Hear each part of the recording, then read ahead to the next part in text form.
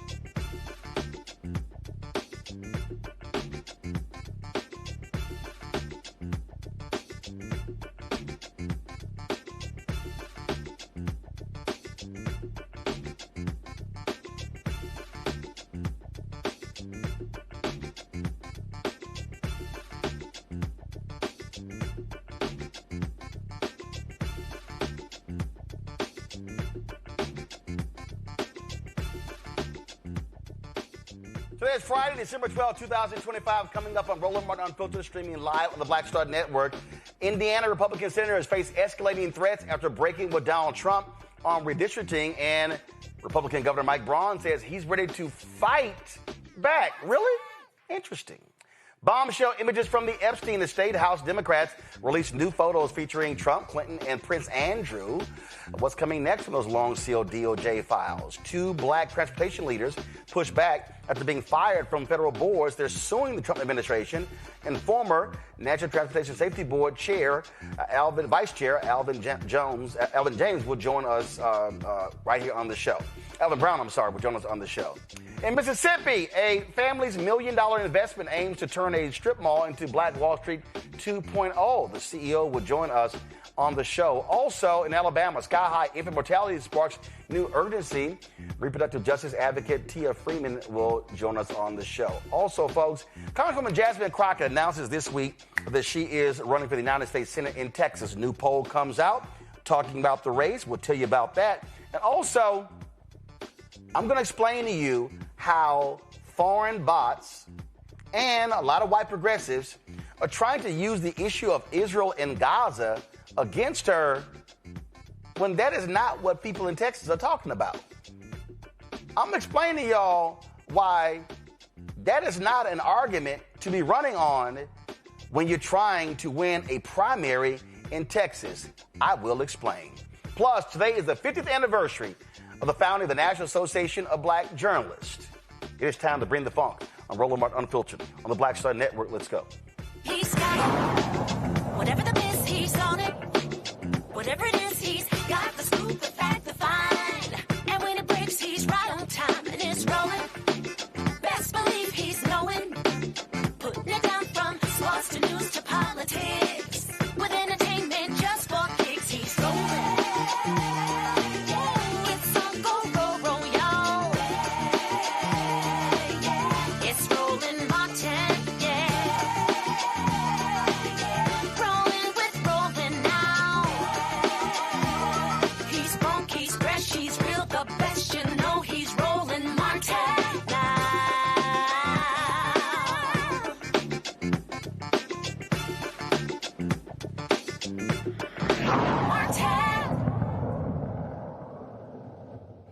Boy, MAGA, they're pissed off at those Indiana Republicans who voted down the map. Now, the leader of the Indiana Senate said because of their rules, they can't even take up a new map in 2026. So now they got to live with it. It was a 31-19 vote.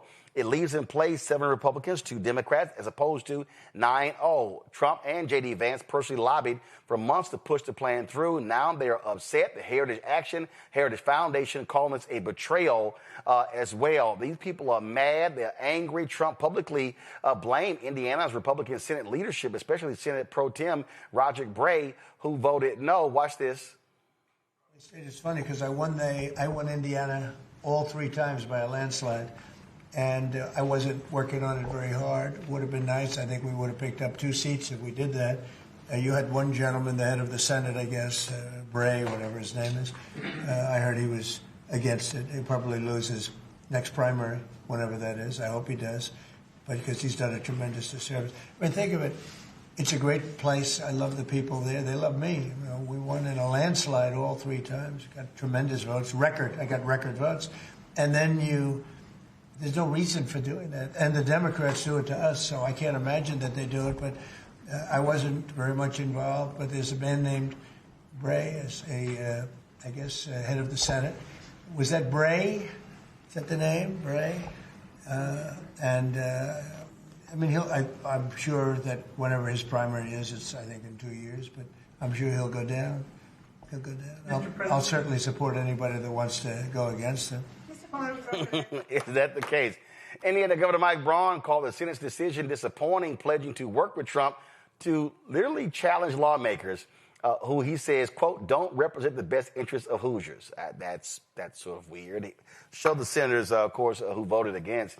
You see them right here. I don't understand what their problem is. I mean, they're all mad, upset by this. And so here's what gets me. How can you say people don't represent the interests of Hoosiers when these very people were elected by Hoosiers into office? But they're just mad, upset that they basically told Donald Trump he can kick rocks. And that's really what's going on here. And so it's just laughable when you begin to see how these folks are reacting, how angry they are, how upset they are, and how these Republicans are talking. I think it's funny. And what they can't stand the fact that they chose to have their own opinion. They actually chose to stand up and say, we think this is not right. We think this is fair. We think this is just. And so some of them have talked about that they were sick and tired of the threats. They did not like the fact that they were being targeted. They did not like the fact that you had, again, that they were calling in bomb threats. They were attacking them. One woman actually said that she was so angry, she's a grandmother, she said she picked up her son from school, and all he could talk about were all of these text messages that his teammates were getting trashing his grandmother. And that's when she said, oh, hell no. Oh, hell no. Look at this right here. You got this. This is one of these MAGA folks. Let me show y'all this here. And this is how they're operating. These are the assholes that sold out to communist Democrats in redistricting. They are an embarrassment to Indiana GOP voters. Every one of these nitwits needs a primary opponent. Worse, they sold out to communist Democrats for promise of campaign cash. Idiots. Do y'all actually think Democrats were trying to say we're going to give campaign cash to these Republicans? I don't think so. They were not trying to say that. But you see how they respond. They are mad because they can't get their way. Pull it up. This is what it looks like. So they're mad at them. Y'all, these are all hardcore conservatives. But they're mad because they chose to defy dear leader. And that's who Donald Trump is.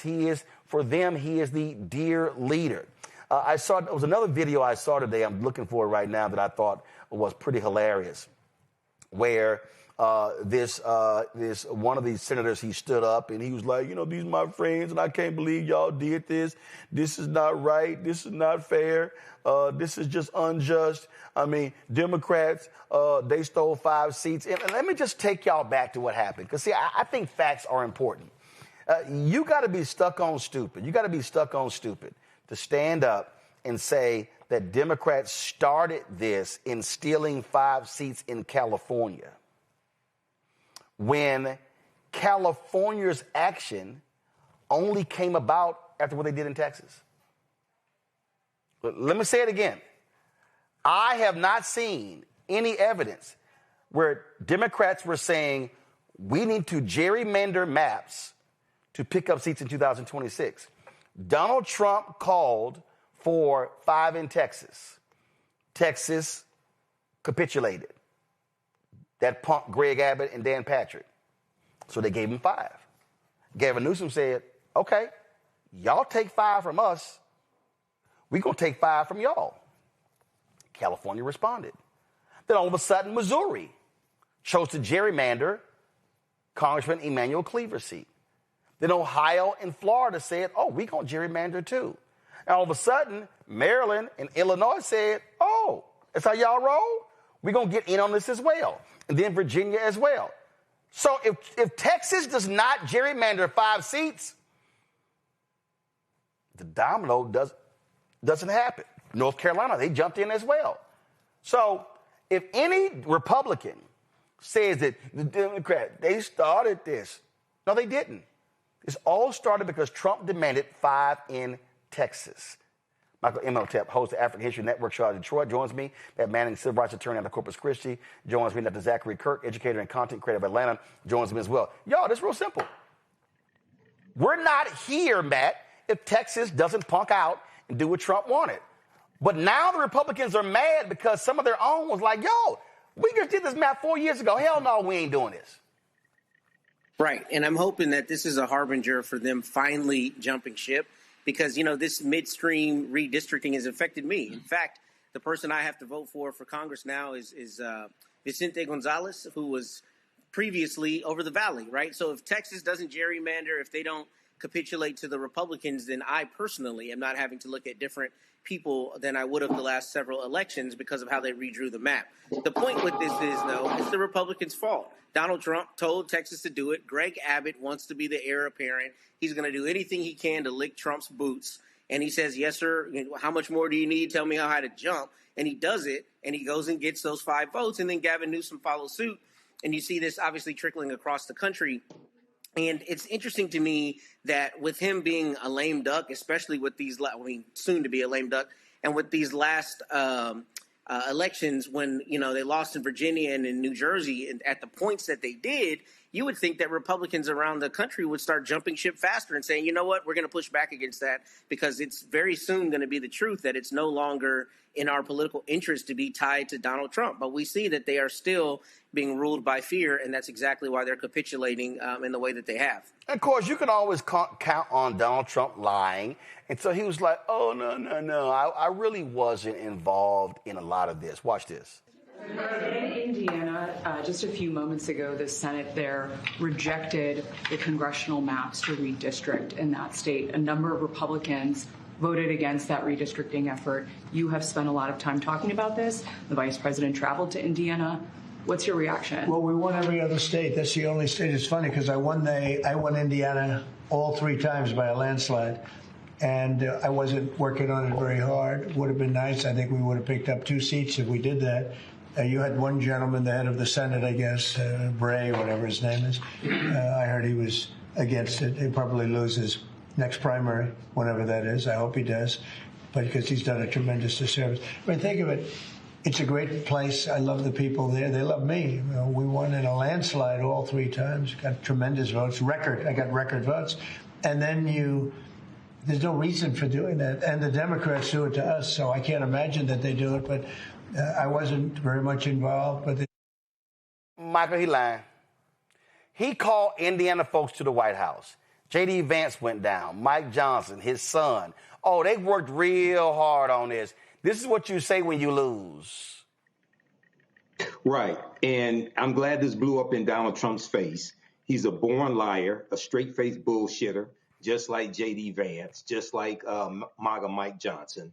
And you have Republicans sensing, 1, Donald Trump is losing power.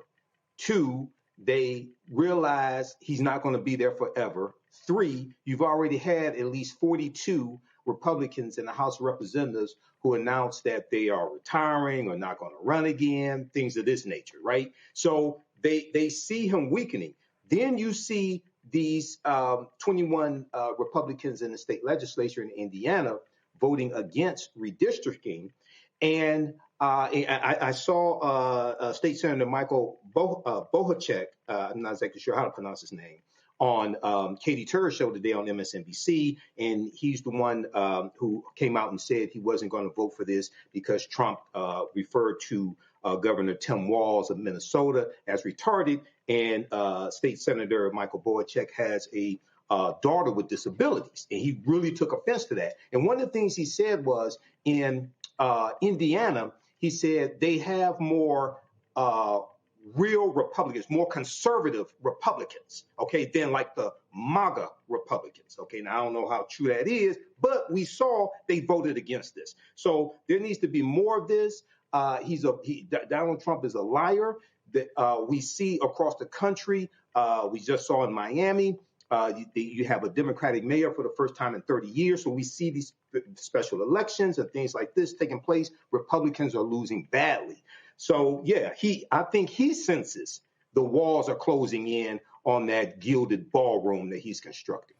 Zachary, I love the people who are just really so upset. Here's one of these Indiana Republicans, Senator Chris Garten. He was really, really fired up about wanting to gerrymander the map.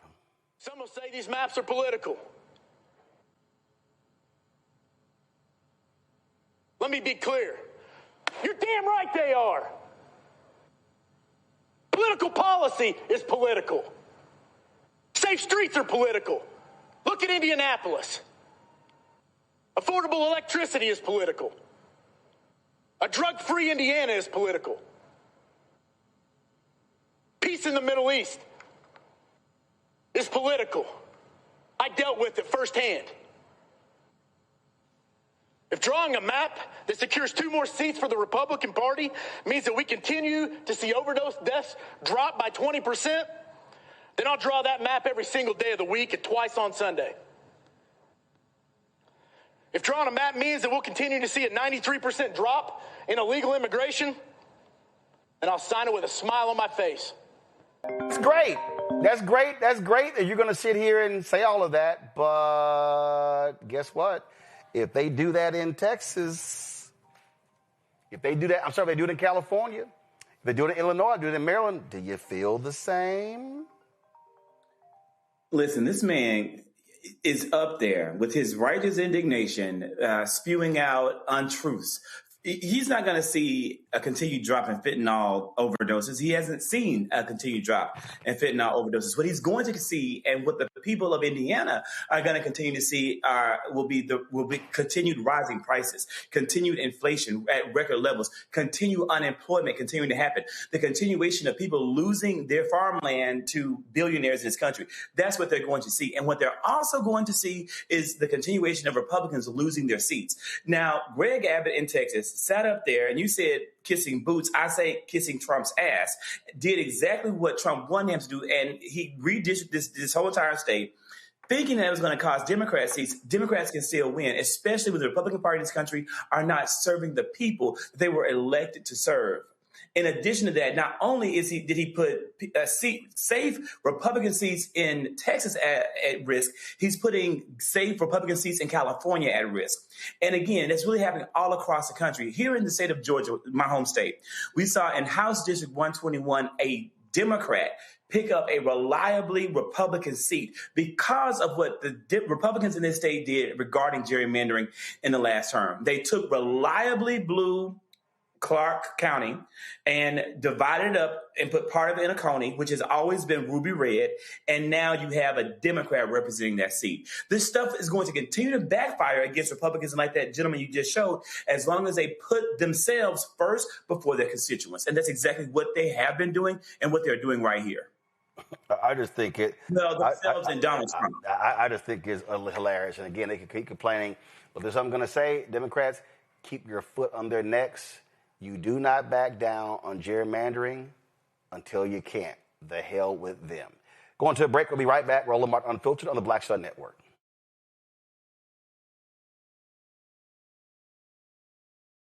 Right now, you have people get up in the morning, and the only thing they can think about is how many people they can hurt, and they got the power. That's the time for mourning. For better or worse, what makes America special, it's that legal system that's supposed to protect minorities from the tyranny of the majority. We are at a point of a moral emergency. We must raise a voice of outrage.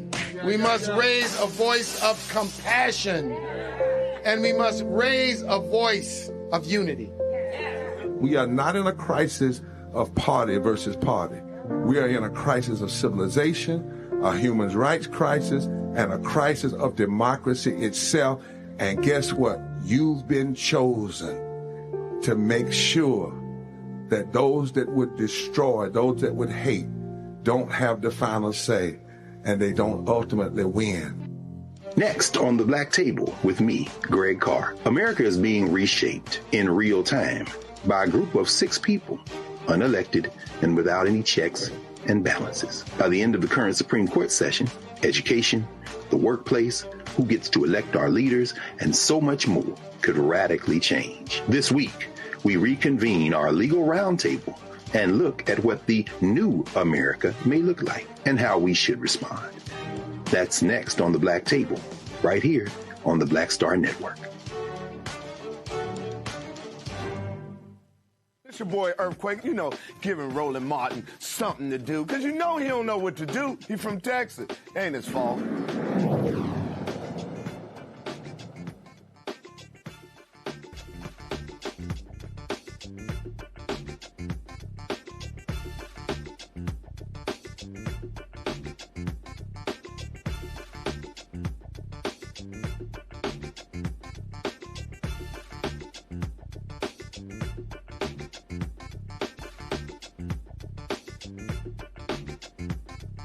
All right, 2 black men were fired from the National Transportation Safety Board and the U.S. Surface Transportation Board have filed a lawsuit against Donald Trump's administration. They claim the terminations are part of a larger pattern of discrimination against black appointees within the government. Robert Primus, a member of the STB, and Alvin Brown, a member of the NTSB, were the only black board members in their respective agencies when they were terminated. Alvin Brown, the former vice chair of the board, joins right now. Alvin, how you doing? So, first of all, Donald Trump has been firing appointees left and right. But y'all's suit is a little bit different. Other people have said, had this suing saying you didn't have the right. Supreme Court said he did have the right to fire folks. But explain why you're taking this position. Well, because, first of all, thanks for having me here tonight. I was removed abruptly, unlawful movement to move me and Robert off the boards. It's illegal. That's one thing. Secondly, I can't just sit back and watch something that is illegal happen to me, because this is bigger than me. It's about the independent agencies should remain independent. And that's why Congress said it that way, so you don't get involved in politics and focus on targeting people. And unfortunately, this has been a pattern of the administration, targeting African Americans, and I decided to stand up and speak out and challenge the system because it's wrong and it's unacceptable. But you're taking a different tack because others have sued. Yeah, so right. Why do you think this is going to be successful? Well, because there are two things. One, I filed a lawsuit for the unlawfulness, and two, on the discrimination case. So we filed a lawsuit. We amended our suit and filed a lawsuit on discrimination. When we look at the appointees across, it's a lot of black people that have been losing their jobs. That's right. And that's unacceptable. We live this is the 21st century. People work hard to get to where they are today. Qualified African Americans serving their country should have the right for protection and not be engaged in partisan politics in these positions. When we start going through here, we've never seen anything like this. And one of the things that I've said point blank to Democrats is this is somebody who is trying to use maximum power and wants maximum power. And look, you formerly worked in the administration. You were the mayor in Jacksonville. And what I keep saying, Democrats are going to have to wake up and realize this is the new normal. Right. Stop acting like we're returning to old. Republicans clearly are allowing this to happen, and Republicans in Congress are allowing this to happen. That's right. And so I think what Democrats have to do is leverage their resources, their assets, work together. I like what Bernice King said in her book, Hard Questions, Hard Answers. There is tremendous power when we come together and work together, when the issue that is clear, a cause that is just, and a purpose that is righteous. And clearly the cause is clear and the issue is righteous. There's no reason in the 21st century that they can't work together and solve the problems in our community, but particularly when it comes to leading and being leadership, they should challenge that. There's Absolutely. No question about it. Questions from our panel. Michael, you first. I have been following this, and I know New York Times has a good piece, Trump fires black officials from an overwhelmingly white administration. I was wondering, what type of support have you all received from others in the Trump administration, African Americans that have been terminated, who felt they were terminated unjustly? And is there any type of support network that you all have put together to support one another, because it could be devastating. People who are who've worked for the federal government for decades, now all of a sudden they lose their job for no good reason. Yeah, so here's the thing that's so important, and that's why Robert and I filed the lawsuit. We have to protect our rights, and you just can't sit back and think that things are normal. So you have to push back. 1, 2, we don't want them to set a precedent. Why would we allow independent agencies should remain independent?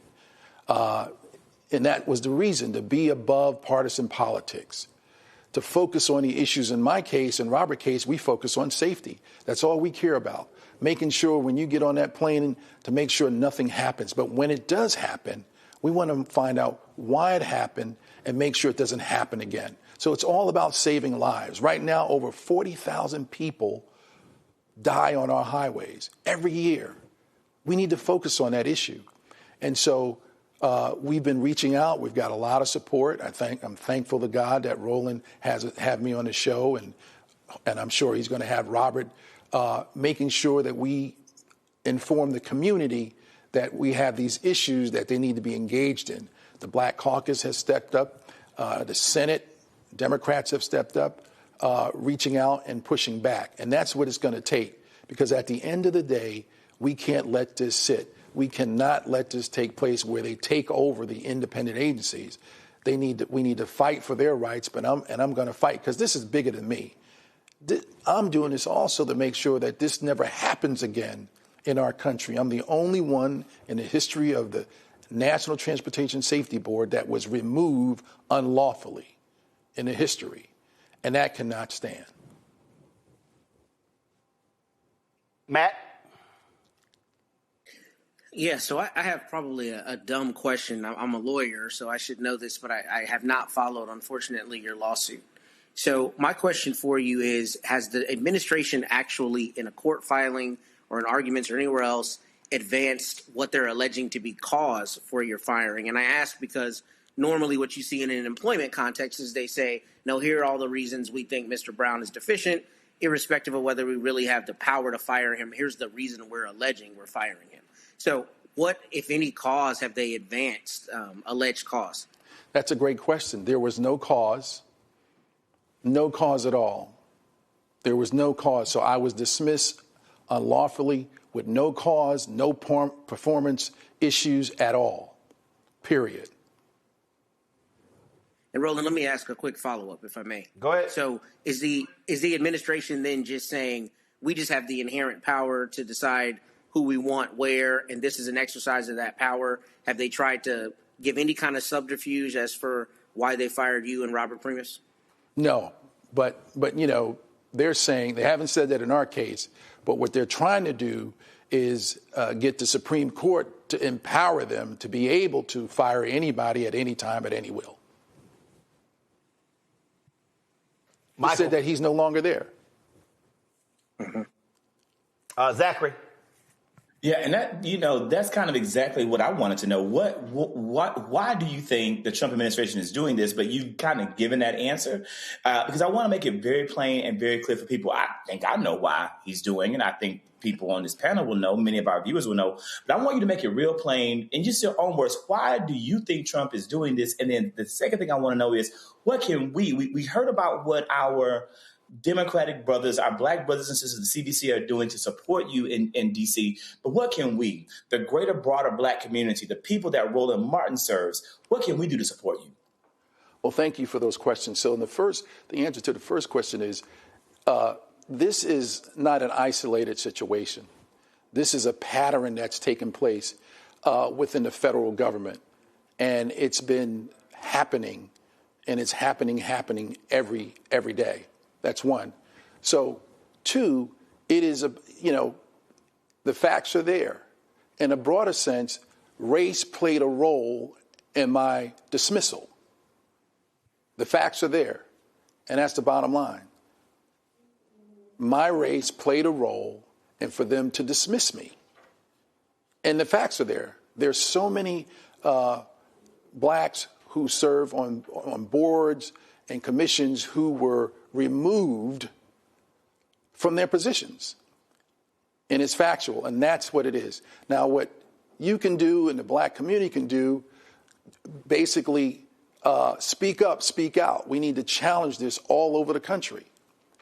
This shouldn't sit, because this is bigger than me and Robert. It's about our kids and our grandkids. We stand on so many shoulders. Many people died and paid the price so I can sit in that seat. And I refuse to walk away. Now, I know some of my brothers and sisters are afraid to file a lawsuit, afraid of retaliation. That happened even back in the day. So we decided to step out and push back. We have a right to do it, and we're doing it.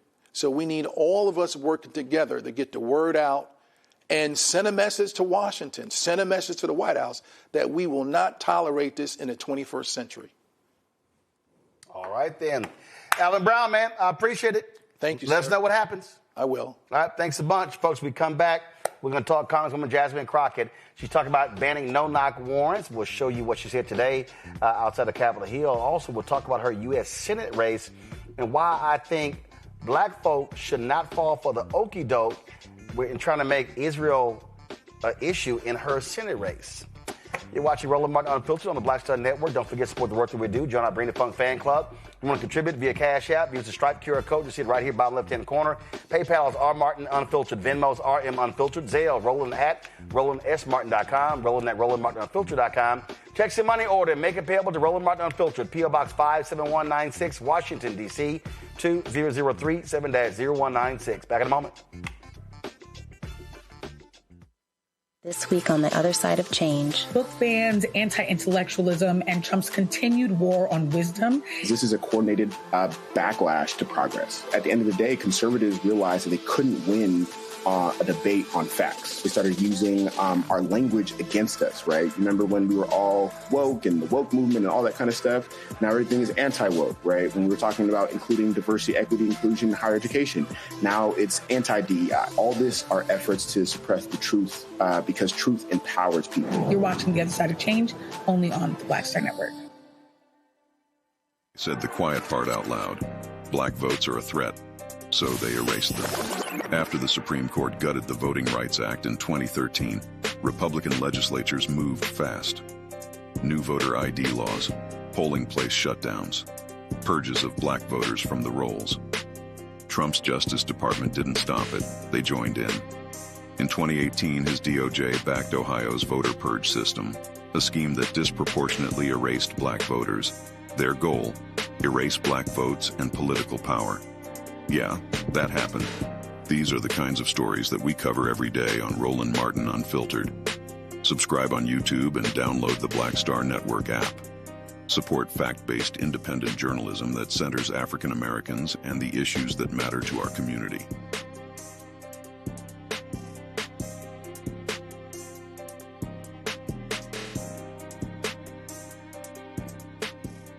Hello, I'm Bishop T.D. Jakes, and you're watching Roland Martin Unfiltered.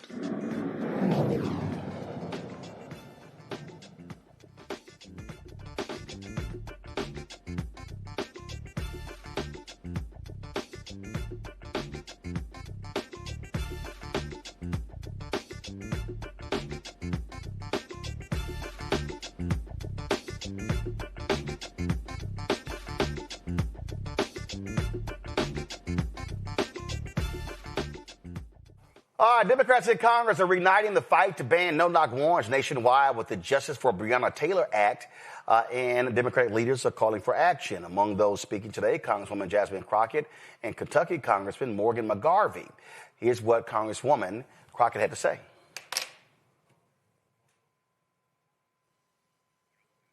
I must tell you that as you spoke, my little pen got to going, as well as a couple of other people up here, because you said something to the effect of slick con man calling and tricking people. I thought that was profound because it seems like that's how we got into this mess. All right, folks, mistake there. That is not the video of Congresswoman Jasmine Crockett speaking about the no-knock warrants. Let me go ahead and get to that right now. This is it right here. Pull up my audio, please. In the forest, do you hear it? If nobody's there, I'm here to tell you that when we lost Breonna Taylor, we absolutely heard it and we felt it. It felt like an earthquake. You see, Tamika does not know fully the impact, and I don't think she'll ever know the impact of her daughter's life on this country.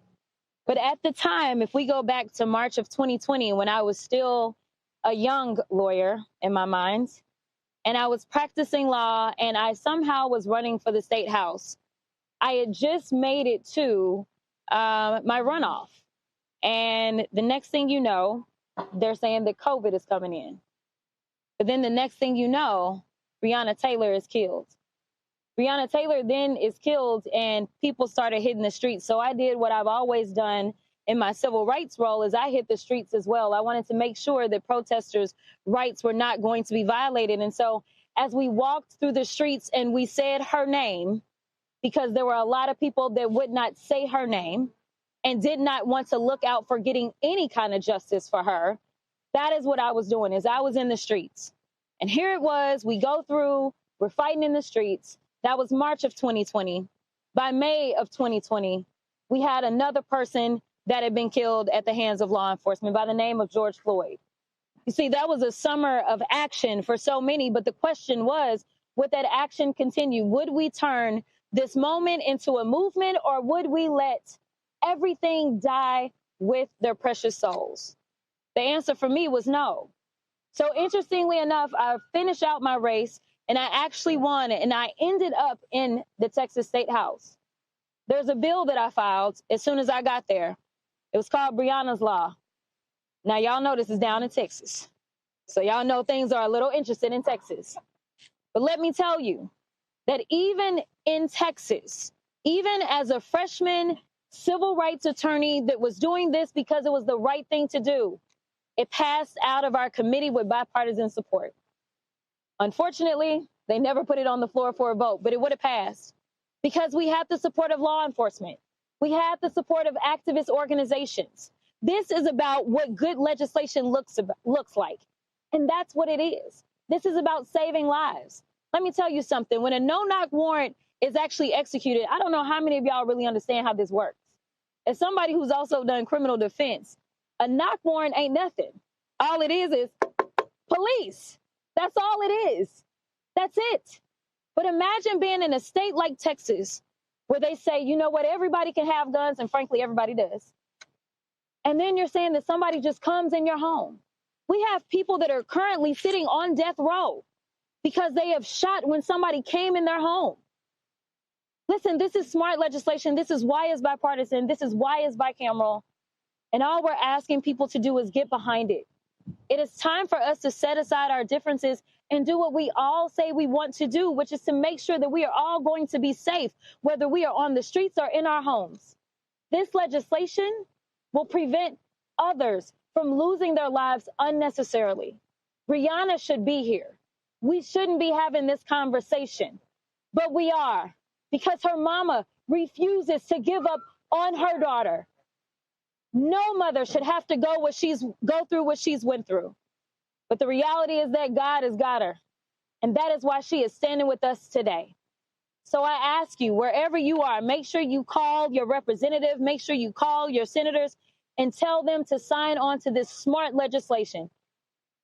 Folks, so that was today on Capitol Hill. Now, we've been, of course, covering her announcement this week. She announced she's running for United States Senate, and new polling data was dropped today regarding that particular race, and is actually showing that she has about an 8-point lead against State Representative James Tallarico. So when you look at the polling data, it breaks down the actual race. And so this was a poll put out by, don't go to it yet, this is a poll put out by Texas Southern University. And again, it's regarding the Texas U.S. Senate primary race. And so when we look at the poll, this is what it shows right here. The crosstabs show among women, Crockett is leading 57-36. Among men, Tallarico is leading 52-42. Among white voters, it's 53-40 Tallarico. Among Latino voters, 51-41 Tallarico. Among African Americans, 89-8 Crockett. Among voters 18-34, this is probably surprising a lot of people. Tallarico's leading 63-34. Voters 35-44, 51-42. This is where Crockett is winning. 55-plus voters, the people who vote the most in primaries and elections, she's leading by 25 points, 59-44. Four-year college degree, Crockett's up 48-45. No four-year college degree, Crockett's up 12, 53-41. Among Democratic voters, Crockett's up 53-42. Among independent voters, Tallarico's up 49-41. Now, one of the things that is interesting that I've been watching this week in this race is that there have been a lot of folks, a lot of white progressives, and some black folks as well, have really been targeting Congresswoman Jasmine Crockett. And in fact, here's a perfect example. This person, Matt Stoller, okay? And so he and others have been posting. This is what he says. I really dislike Crockett's propensity to engage in dishonesty and gaslighting when asked about her views. If you support Israel, own it. Plenty of Democrats do that. Don't lie about your record and insult people with questions. Now, earlier today, she was stopped by Ashley Banks of the Griot, and she was questioned about this here. And let me play this for you. Watch this. Listen to this. I know you've seen it on social media where people are saying that some of them aren't going to vote for you because of this pro-Israel stance. What do you have to say about that? What I have to say is that people need to start to do their research and stop falling for the clickbait. Listen, if you loved me before, then what has changed? You can always look at my voting record and know what it is that I have and haven't voted for. But it's quite intellectually lazy if you just sit there and let somebody else tell you something and you don't go and get the full picture. You can always look at my FEC filings and find whatever information it is that you seek. So what I will tell you is that I'm not going to be distracted because at the end of the day, I can tell you that Texans are concerned about the fact that we lead in uninsured in this country. I can tell you that Texans are concerned because right now jobs are few. I can tell you that Texans are concerned because they can't afford childcare. I can tell you that Texans are concerned because hospitals are about to close down. And if you have questions, then you should just go and look at my record. I have nothing to hide. I wouldn't be running for office if I had anything to hide. But what I'm not going to do is allow people to sit here and have me on the defensive about something that they don't even know what they're talking about, because it is very easy to look up who is endorsed by who and to figure that out. That is intellectually lazy for you not to just go and look who has been endorsed. Now, a lot of these progressives have been saying AIPAC backed her. No, they didn't. They didn't. But here's the question that somebody has to ask. How all of a sudden is the Texas Senate race, how is Israel and Gaza a litmus test on this race? Can somebody explain that to me? I mean, we're talking about a state where a Democrat has not been elected statewide since 1994. 1994, 4 Democrats were elected statewide. Has not happened since. So, how all of a sudden is this the defining issue? In fact, if you go look at videos and social media of James Tallarico, I don't see lots of posts talking about Israel and Gaza. Now, let me be real clear. Am I not saying that a U.S. senator doesn't vote on international issues? Nope. Am I not saying that a U.S. senator does not vote on national issues? Nope. Am I saying that, the issue of Israel, Gaza, Palestinians, is that a non-issue? No, I'm not saying that. What I am saying is, don't y'all find it suspicious? All of a sudden, when you're looking on all these social media accounts, including some black folks, it's, what's their position on Israel? What's the position on Palestine? Let me help y'all out. I'm from Texas, born and raised. I am still registered to vote in Texas. The Texas United States Senate race ain't going to be decided on Israel. It's not. And let me also say this, to a lot of progressives. Next year's election, the 2026 midterms, you got Senate races in Georgia, Senate races in North Carolina, Kentucky, Ohio, congressional races, Senate races in Iowa, in Maine. It's not going to be decided on Israel. If y'all want to, we can go back to the Mamdani race in New York City. Mamdani's critics tried to make Israel the issue. He said the issue is affordability. Anybody who studied any of his campaign ads, I don't recall him making the issue as mayor of New York City, Israel. In fact, I do recall there was a debate. And they asked all these candidates, what are you going to do? What's going to be the first place you visit? You know what they said? Israel. And they got to him, he said, New York City. But I want y'all to see what's going on. See, I just refreshed on Twitter, and I need y'all to understand what Elon Musk is doing. Elon Musk is purposely driving the algorithm. Go to my iPad. I just refreshed it. This Blakely, it's the entitlement for me. She rolled her eyes that voters dare ask her a question. First of all, let's see here. Blakely. Let's see here. I'm sorry. I am Blakely. She's from Brooklyn, New York. She ain't no Texas voter. And then she said she rolls her eyes that voters didn't ask her a question. Ashley Banks of the Griot asked her a question. But I just want y'all to understand what's going on here. And I need y'all. Okay, hold up. I just scrolled. Go back. I scrolled to the next one. Look at this here. Under examine is how large sections of the black intelligentsia, particularly those produced through congressional leadership pipelines, elite academia, philanthropic NGOs, and legacy black bourgeois institutions like Jack and Jill are structurally aligned with Zionism. Oh, boy, that's a whole lot right there. Let's see. Who is this? He's got Free Palestine, Congo is bleeding, Free Haiti, and all of this here. Okay, I got it. But I'm looking on here. You know what I don't see? I don't see a single tweet on here where he's criticizing Texas Senator John Cornyn, who stands firmly behind Trump. I want y'all to understand the play here. So here's what the play. So what you're seeing are these constant and direct attacks from so-called progressives, because a lot of people are bots. Like earlier this week, there was some dude from New Zealand who was trashing Crockett. I was like, your ass ain't even American. I said, what do you know about the Texas Senate race?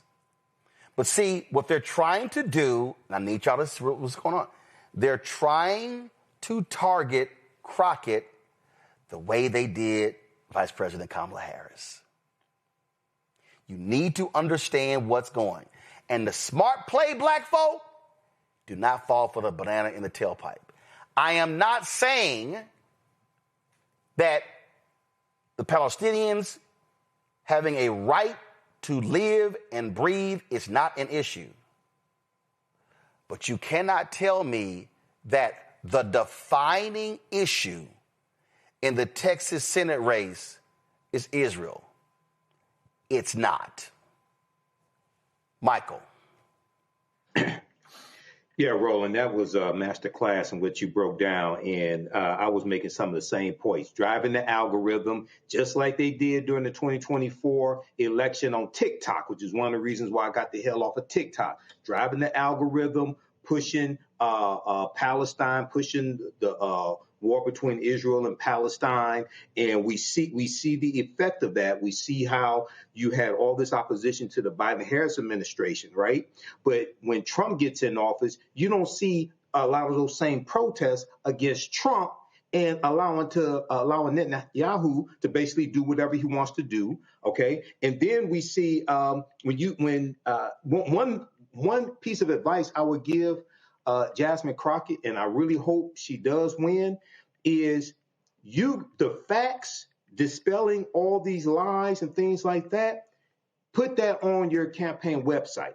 Put out social media videos dropping the facts. Don't wait on stupid ass people to do research, because the lie is neatly packaged and fed to them on a daily basis 24/7. So but Michael, but here's the deal. I understand your point, but here's the deal. Here's why that's a trap. They want her to engage on this issue. What Congresswoman Crockett should be saying is, like she did there, I'm going to talk about housing in East Texas, North Texas, South Texas, West Texas. I'm going to talk about jobs. I'm going to talk about affordability. I'm going to talk about what's happening with water quality. I'm going to talk about, see, that's what you do. See,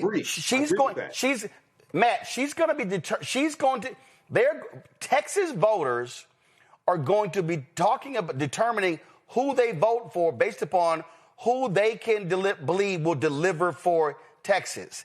So what these people, like this, like some guy I just saw, he was like, he goes, we won't vote for any candidate who voted to give Israel the weapons they use to blow up babies and burn people alive in tents, or anyone that takes money from AIPAC pro-Israel lobby. This is our red line. You have 3 years. Better get started. Okay, so he's been trashing Crockett. Got it. I'll say, here's the question. All right, what's Tallarico's position on this? Is he on the record? I agree. Now, here's the other thing. Okay, let's just say Crockett wins, Matt. So let's say Crockett wins the primary to this particular professor. So you got Crockett and you got Cornyn. Now who you going to vote for? Because we know exactly where Cornyn is. See, this is where folk got to I get you can be a one-issue voter, but right now, there are some people in Dearborn, Michigan who are really upset right now. And they're like, where are the Democrats? I'm sorry, your city voted for Trump.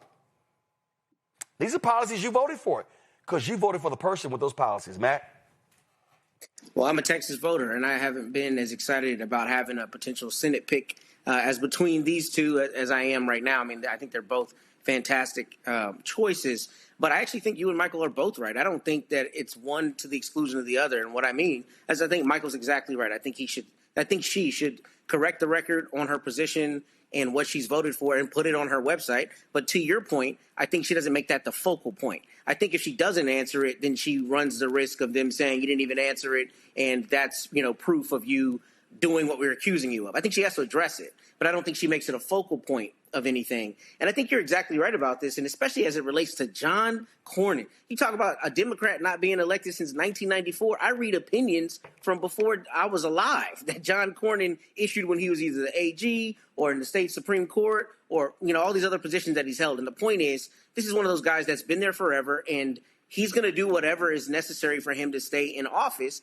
And no one is going to question him about fealty to Israel or fealty really to Trump. Because what's especially interesting about somebody like Cornyn, he's one of the senior people in the Senate, and he has been licking Trump's boots much more vigorously than anybody else for the last several months because he's worried about getting unseated. So what we need to do is keep it real and talk to all the candidates about the same issue, number one. And the bigger thing than all of that is what we have allowed in politics is people to talk to politicians about things that they either have very little control over or no control over. And to that point, in our local judicial races, local judicial candidates were talking about abortion. Why? You call balls and strikes on the criminal cases that come in front of you in the district court. Who cares what your opinion is on abortion? We as voters have allowed those things to co-opt the actual bread and butter issues that these politicians can respectively deal with. And that is a bigger issue. That's an issue of poor education and a lack of understanding how things work. So we can't allow this race to be co-opted by something where she has a small, control over, and that should not control the whole race, because she should be talking about affordability for the 33 million Texans who deal with all the issues that we deal with because of Governor Abbott and his cronies in my hometown there in Austin. Zachary? Look, I'm going to tell you flat out, going back to, Michael, that's why we need you on TikTok, right? Like, I'm a content creator, of course, as well as an educator. And a huge focal point of what I do is combat misinformation and disinformation. And I have never seen any state, based race, any Senate race, any House of Representatives race have the level of misinformation that is organized as I'm seeing around Representative Crockett. And, so that's our job. Like that, yes, definitely put it on the website, put it out there. But it's our job as people who care about democracy, who are doing the work, fighting for the culture, fighting for the people, to educate and inform the people. And that's what I do on social media every single day. And I want to also say, when it comes to these people, Roland, when you put up you call them white progressives, white far leftist, and their black friends. Okay. And their black friends, they are out there on social media with an organized attack campaign against Jasmine Crockett, paid for by God knows who. I bet you could boomerang that back to Republican conservative money that wants to see her quickly fall in this race. And what you will not see, though, is the same level of scrutiny of Tallarico. And I get that he might be, for somebody, a great candidate or a great person, but I want to say publicly on this platform that I don't feel this man is qualified anywhere near the level of Representative Crockett. He has some more work to do. He has some more growing to do. And when it comes to how to reach black people, when it comes to how to reach black people and the issues that are germane to us, he has a lot more research and learning to do. And when you talk about the issue of AIPAC, when you talk about the issue of Israel, when you talk about that, and where Jasmine has voted, don't you dare not talk about where Tallarico has voted. Don't dare forget the fact that during the third special session of the 88th Texas legislature in October of 2023, this man voted with everybody else to support and affirm Israel. That happened. He's on record having done it. It's right there. In addition to that, please don't forget this man's number one donor in 2024 being Donald Trump's best friend and your Texas homegirl, Roland, your Texas homegirl, Marion Edelson, being his number one donor. That to me tells me where this man's loyalties lie, not about Israel, but about the people who are funding him and maybe why they're funding him. That needs to be a part of the conversation too. I'm sorry. So I just want to bring it up. I just want to show folks this here before I go to a break and go to my next guest, and that is here. So this is what it says. Black women are supporting Crockett per this poll, 92-6. Black men, 84-12. Latino women are supporting Crockett, 49-41. White women are supporting Tallarico, 46-45. Latino men are supporting Tallarico, 61-33. White men are supporting Tallarico, 62-32. Now, why am I showing y'all that? Because if you look at the polling, it shows that white voters are preferring Tallarico over Crockett. Latino voters, 51-41. But if you look at the polling, Latinas are supporting Crockett +8 over Tallarico. He has, though, a 28-point lead among Latino men. His lead among white men is 30 points. And so they're almost tied when it comes to white women. That's critically important. Let me go right here as well. Right here.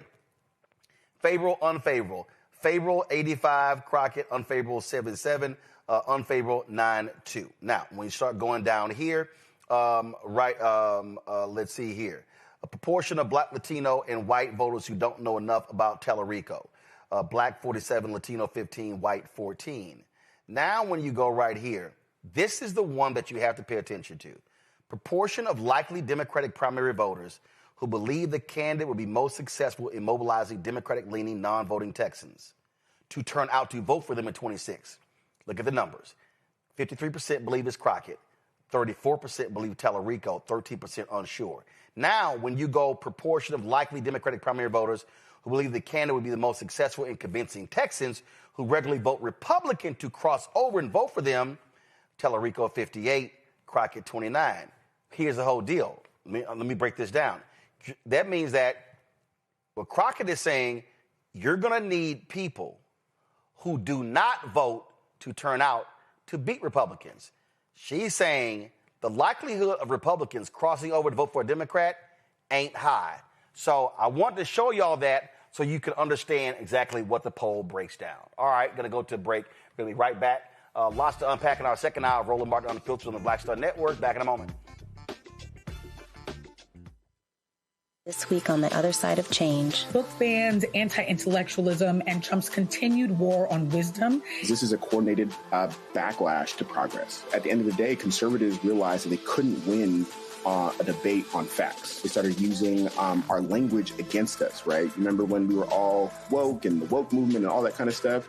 Now everything is anti-woke, right? When we were talking about including diversity, equity, inclusion, and higher education, now it's anti-DEI. All this are efforts to suppress the truth because truth empowers people. You're watching The Other Side of Change only on the Black Star Network. Next on the Black Table with me, Greg Carr. America is being reshaped in real time by a group of 6 people, unelected and without any checks and balances. By the end of the current Supreme Court session, education, the workplace, who gets to elect our leaders, and so much more could radically change. This week, we reconvene our legal roundtable and look at what the new America may look like and how we should respond.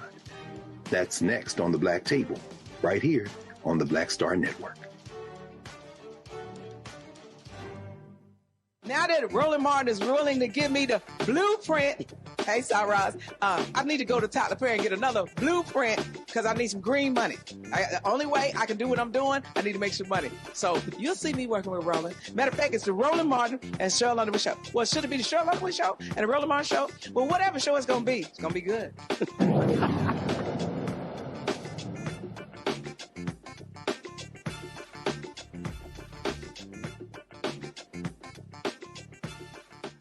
Folks, in Mississippi, a 20-unit strip mall is being reimagined as a launch pad for Black entrepreneurship and community empowerment. The family behind the deal plans to fill the plaza with Black-owned businesses, financial education, and resources designed to close the wealth gap and keep dollars circulating in the community. It's a blueprint, they say, for rebuilding Black Wall Street in Mississippi. Joining us right now to talk about this is Tony Reimonenq Jr. and founder and CEO of LinkedUp Economic Empowerment Center. How you doing?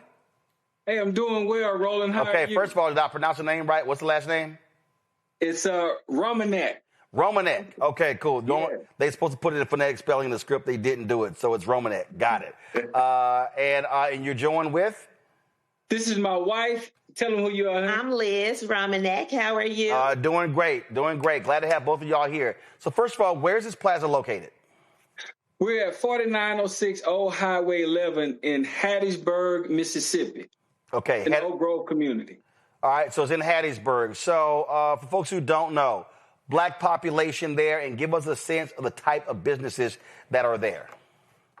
We have a clinic there, a medical clinic. It's an amalgam of things. We have a trophy shop.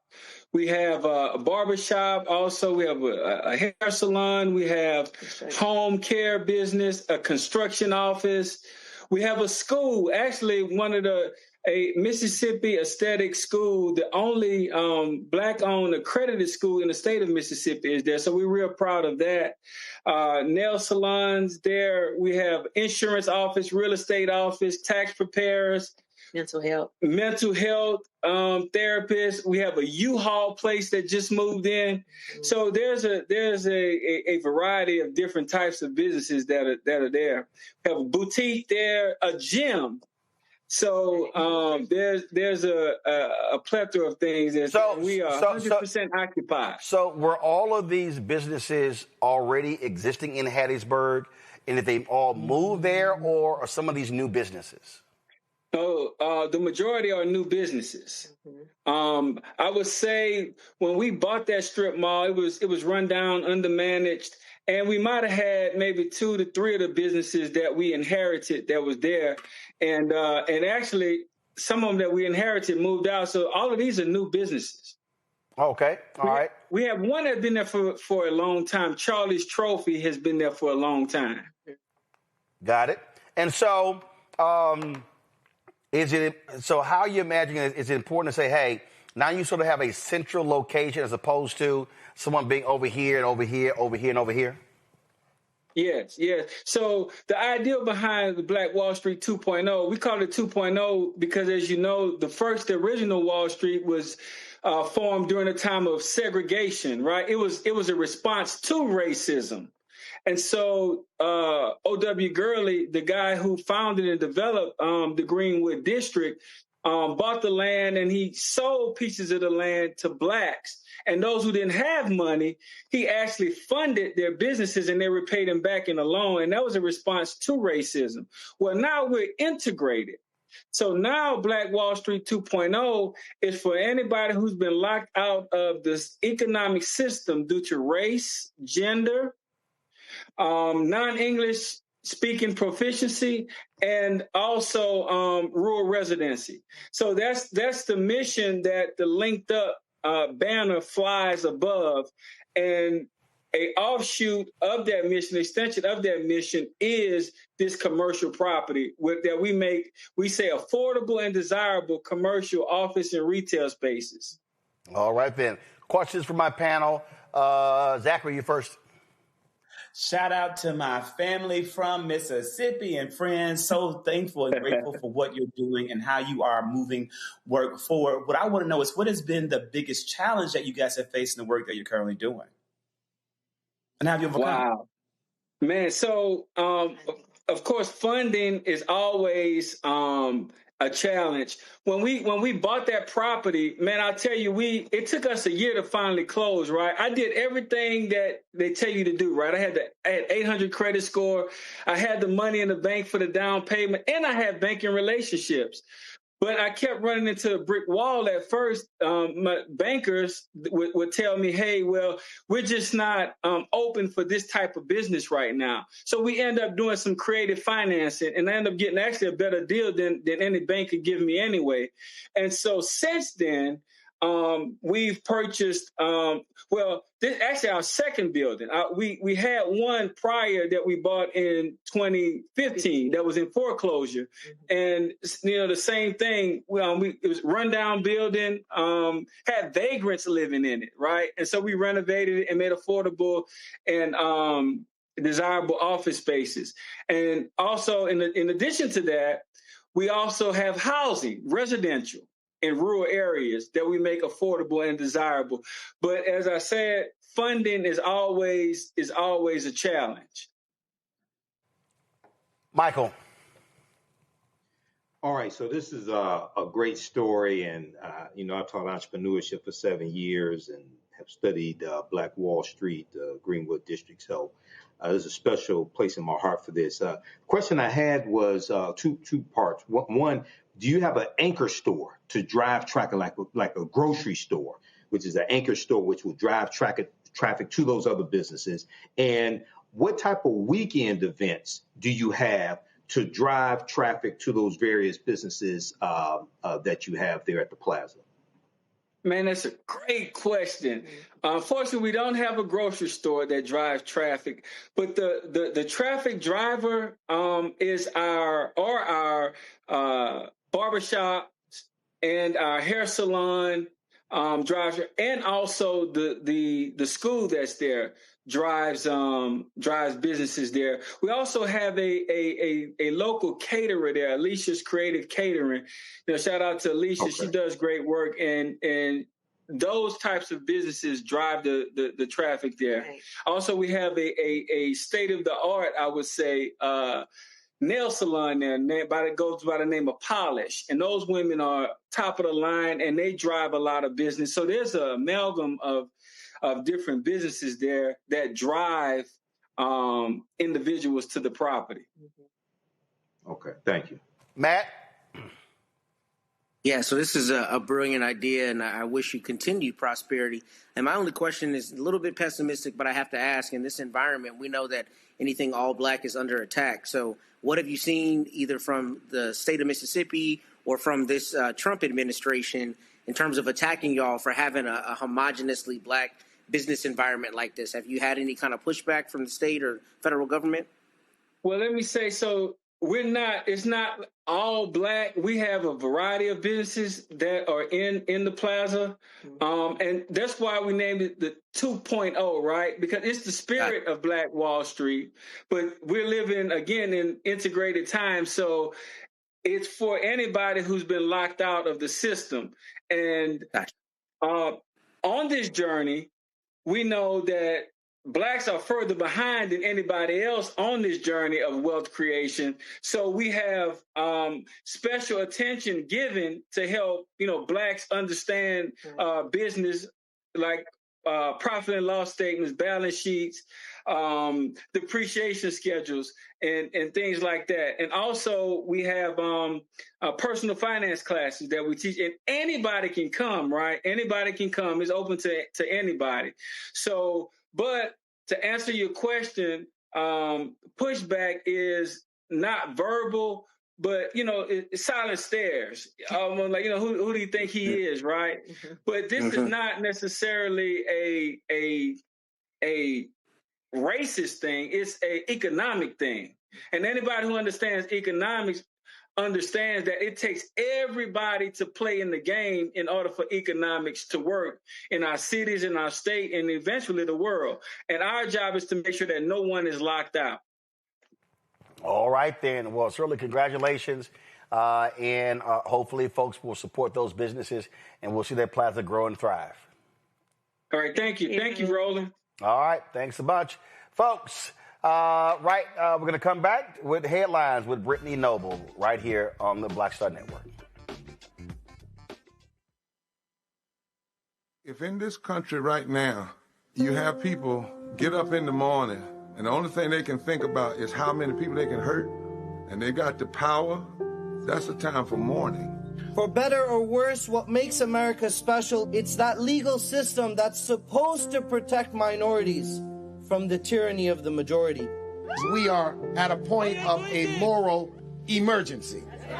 We must raise a voice of outrage. We must raise a voice of compassion. And we must raise a voice of unity. We are not in a crisis of party versus party. We are in a crisis of civilization, a human rights crisis, and a crisis of democracy itself. And guess what? You've been chosen to make sure that those that would destroy, those that would hate, don't have the final say, and they don't ultimately win. Hey, what's up, everybody? It's Godfrey, the funniest dude on the planet. And you're watching Roland Martin Unfiltered.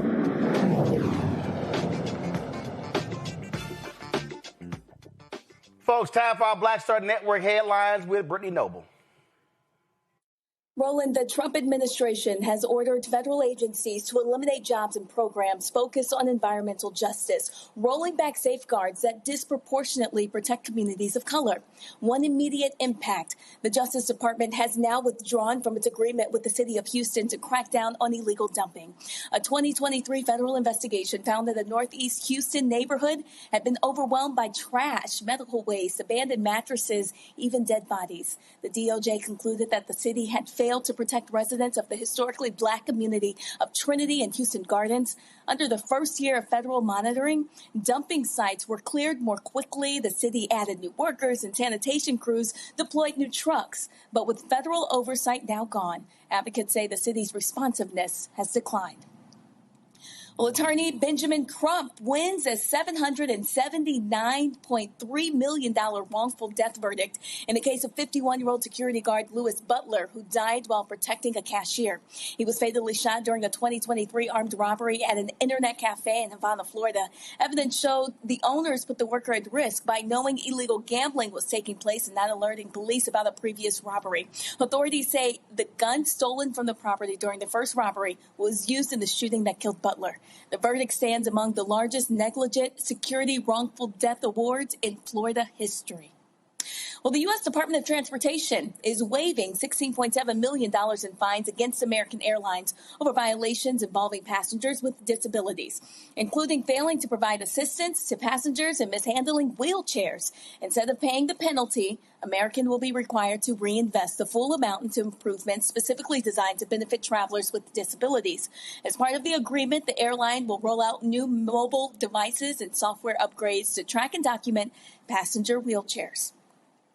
Well, Damon Carr reports in the Chicago Defender that Black men are disappearing from America's college campuses. Out of nearly 19 million college students nationwide, Black men make up only 4.6%. At HBCUs, the trend is even more alarming. Black male enrollment has fallen by roughly 25% since 2010.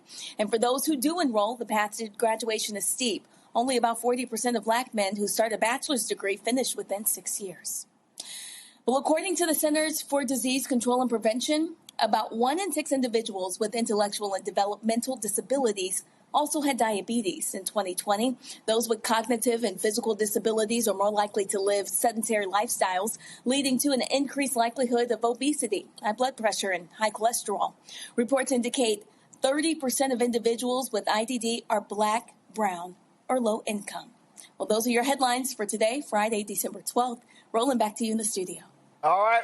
We surely appreciate it. Thanks a lot. All right, y'all. So I've really been watching all of this stuff happening in Minneapolis.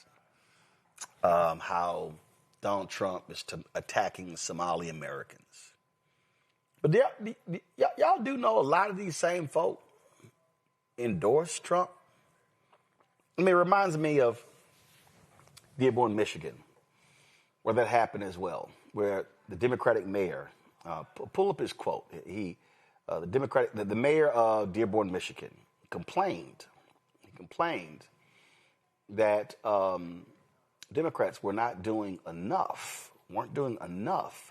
to, pull the graphic up. I don't want the video, I want the graphic. Okay. Yeah, there's a graphic, there's a pull quote, that it wasn't doing enough to stand up against the hate that they had been facing. And I thought that was interesting because, well, the very people who you support are the people who are in your town, they're the same people who literally voted for Trump. It's like the farmers complaining about the tariffs. Y'all voted for them. So how y'all mad? This was the quote in the Washington Post from the mayor of Dearborn. He said, the fact that we do not have a strong counter response from Democratic elected officials at all levels of government is the most frightening, especially when the vitriol is coming from the highest office in the world. Communities are looking for people with courage, people with a backbone who are willing to stand up. Okay, I get that. I get that. But Trump won Dearborn. So shouldn't the mayor be challenging people in Dearborn, leaders in Dearborn who supported Trump? I mean, same thing in Minneapolis. This is a video of Somali American leaders endorsing Donald Trump in the 2024 presidential race. And the reason why is because he's a fighter. That's it. We like fighters. More importantly, the left left us. They left us. 33% of our kids at third grade cannot read at grade level. We went from the 6th to what? 19 now? Minnesota in education? I mean, we are failing in every standard. 8th graders, 60% cannot do math at grade level. These are our kids. We talk about economic conditions here. Our conditions is horrible. We can't afford anything as working class and middle class people. Now, please understand this. We love our brothers and sisters who are Democrats, but you left us. And because the left left us, join the right, vote for Trump, 2024, vote for George Rape, 2024, vote for Maisie Young in St. Paul, 2024, vote for Tad Jude in CD3, 2024, vote for Tom Emma, our lion, out of St. Cloud. Farhan is here and is endorsing him. And please go out and vote, because voting for Trump without soldiers is giving him a failure. So please vote. Again, for the school boards, we have a ton of people running who are in the school board from all over the state. And please go vote for the Republican Party this time. Thank you so much. Okay. Here's Trump talking about people just like him. Many of these people are criminals. Many of these people are people that shouldn't be here. And many of them have been gotten out. I mean, we've gotten out a lot of the people that, we've taken a lot of them out of here. But they came in legally, right? Yeah, I know the old story. Many are wonderful. Yeah, No, I'm sure. I said many are here legally, though. What should they think in terms of their prospects? Well, they can't be happy. Okay, they can't be happy because what's taking place between that. If you look at Somalia, they're taking over Minnesota, and we got a lot of problems with the gangs, with all of the things taking place in Minnesota. We have an incompetent governor, we have a dope governor. They can't be happy about what's going on. And if you talk about the Afghans, there's a problem because so many bad ones came in on the planes. They just walked in. Whoever the strongest people were physically in a way, but whoever the strongest, they got on the planes. There was no checking. They just swamped the planes. They took off. We had no idea who they were. Yeah, do you want to ask a question behind? Me? Hi, sir. Happy Thanksgiving. Hi.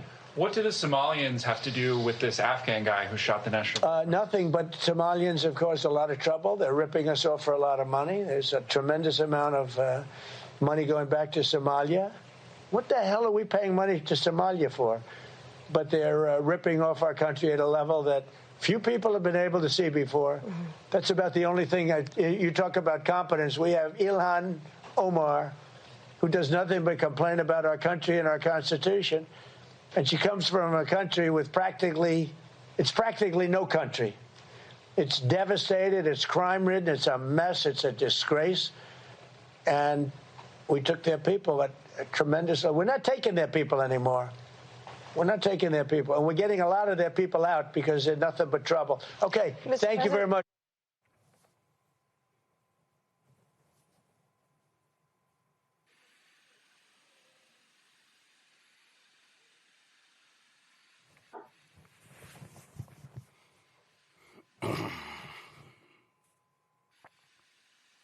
I wonder what that Somalian is saying right now. You got Muslims in Dearborn. Oh, they're complaining hard because MAGA's there protesting them. You got Latinos crying. Oh, my God, I voted for Trump. I can't believe they've deported my husband, my wife, my mom, my dad. He told you he was going to do this. The man called your countries shithole countries last time he was there. Oh, I get it. See, some of y'all, immigrants of color, y'all thought y'all were special. Y'all thought y'all were different. Y'all were like, oh, no, he not talking to me. He talking about them. No. He didn't.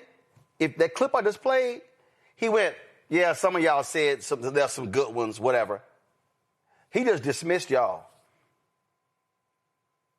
And he called your country shithole countries. And I heard there was some African immigrants who was like, well, he right, he not lying. Now he's sending y'all asses back. He don't want y'all. If you are an African immigrant, a Jamaican immigrant, a Bermudan, Caribbean, if you from it, Trump don't want your ass here.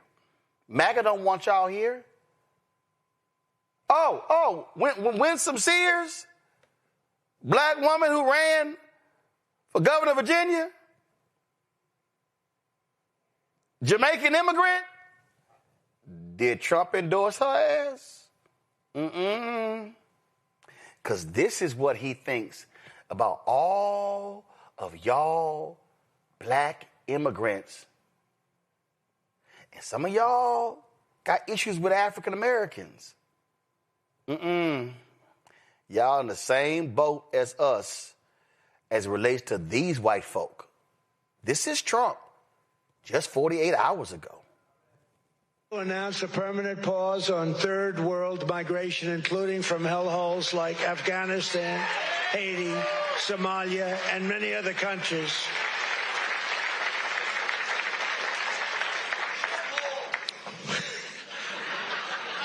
I didn't say shithole, you did.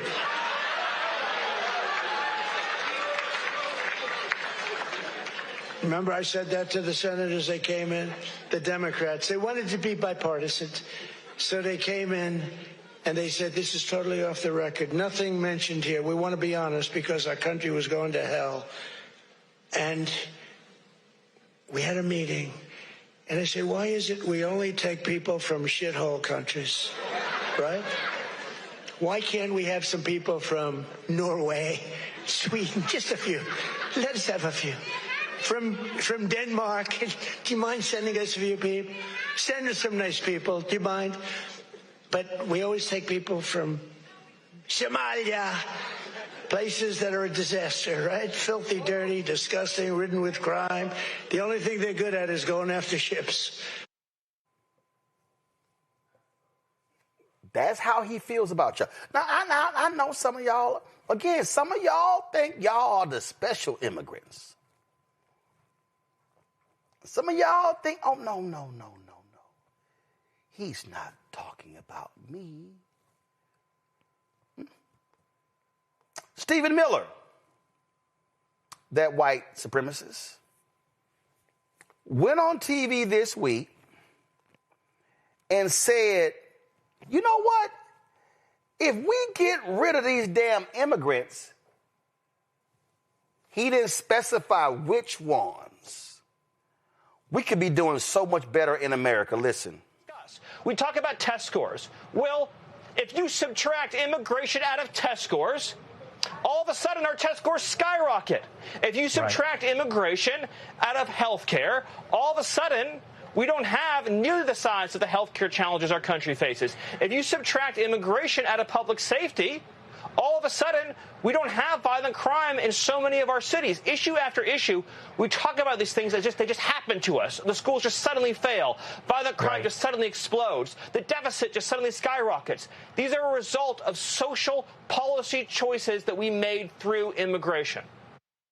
Matt, what Trump and his people are saying is, we want white people. We want white immigrants. And I hope these black and Latino immigrants are paying attention because they don't want y'all asses here. So I think it was Francesca Ramsey that said, I never thought the lepers would eat my face. I think that was the entire preceding part of this segment. That's all it is. It's people, like you said, who thought they were going to be the special one that was not going to be on the shit end of Trump's stick, and they are there now. And you're right. That's all it is. They could not be clear about wanting whiteness. I mean, that's why Brother Alvin Brown was on the show earlier, right? The only people they're firing are black people who have ascended to these positions. It's very clear. They're not hiding that fact. And, you know, that's a linchpin of their policies, that they just want whiteness. And, you know, they're not hiding that fact. And to me, I don't understand how any person after the first Trump administration, especially somebody from an immigrant population, considering his long history before he was ever president of how he treated non-white people, could vote for him and then act aghast when he does exactly what he told you he was going to do, what he has said, the rhetoric, and, you know, the people that surround him. None of this is surprising.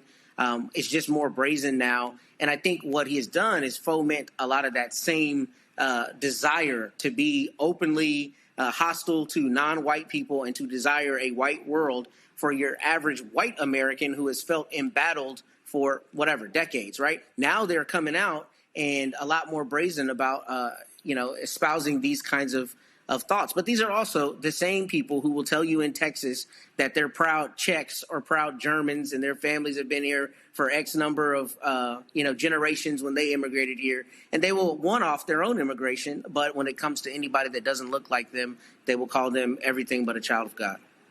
All right, Matt, and then you got to go. I appreciate it. Thanks a lot.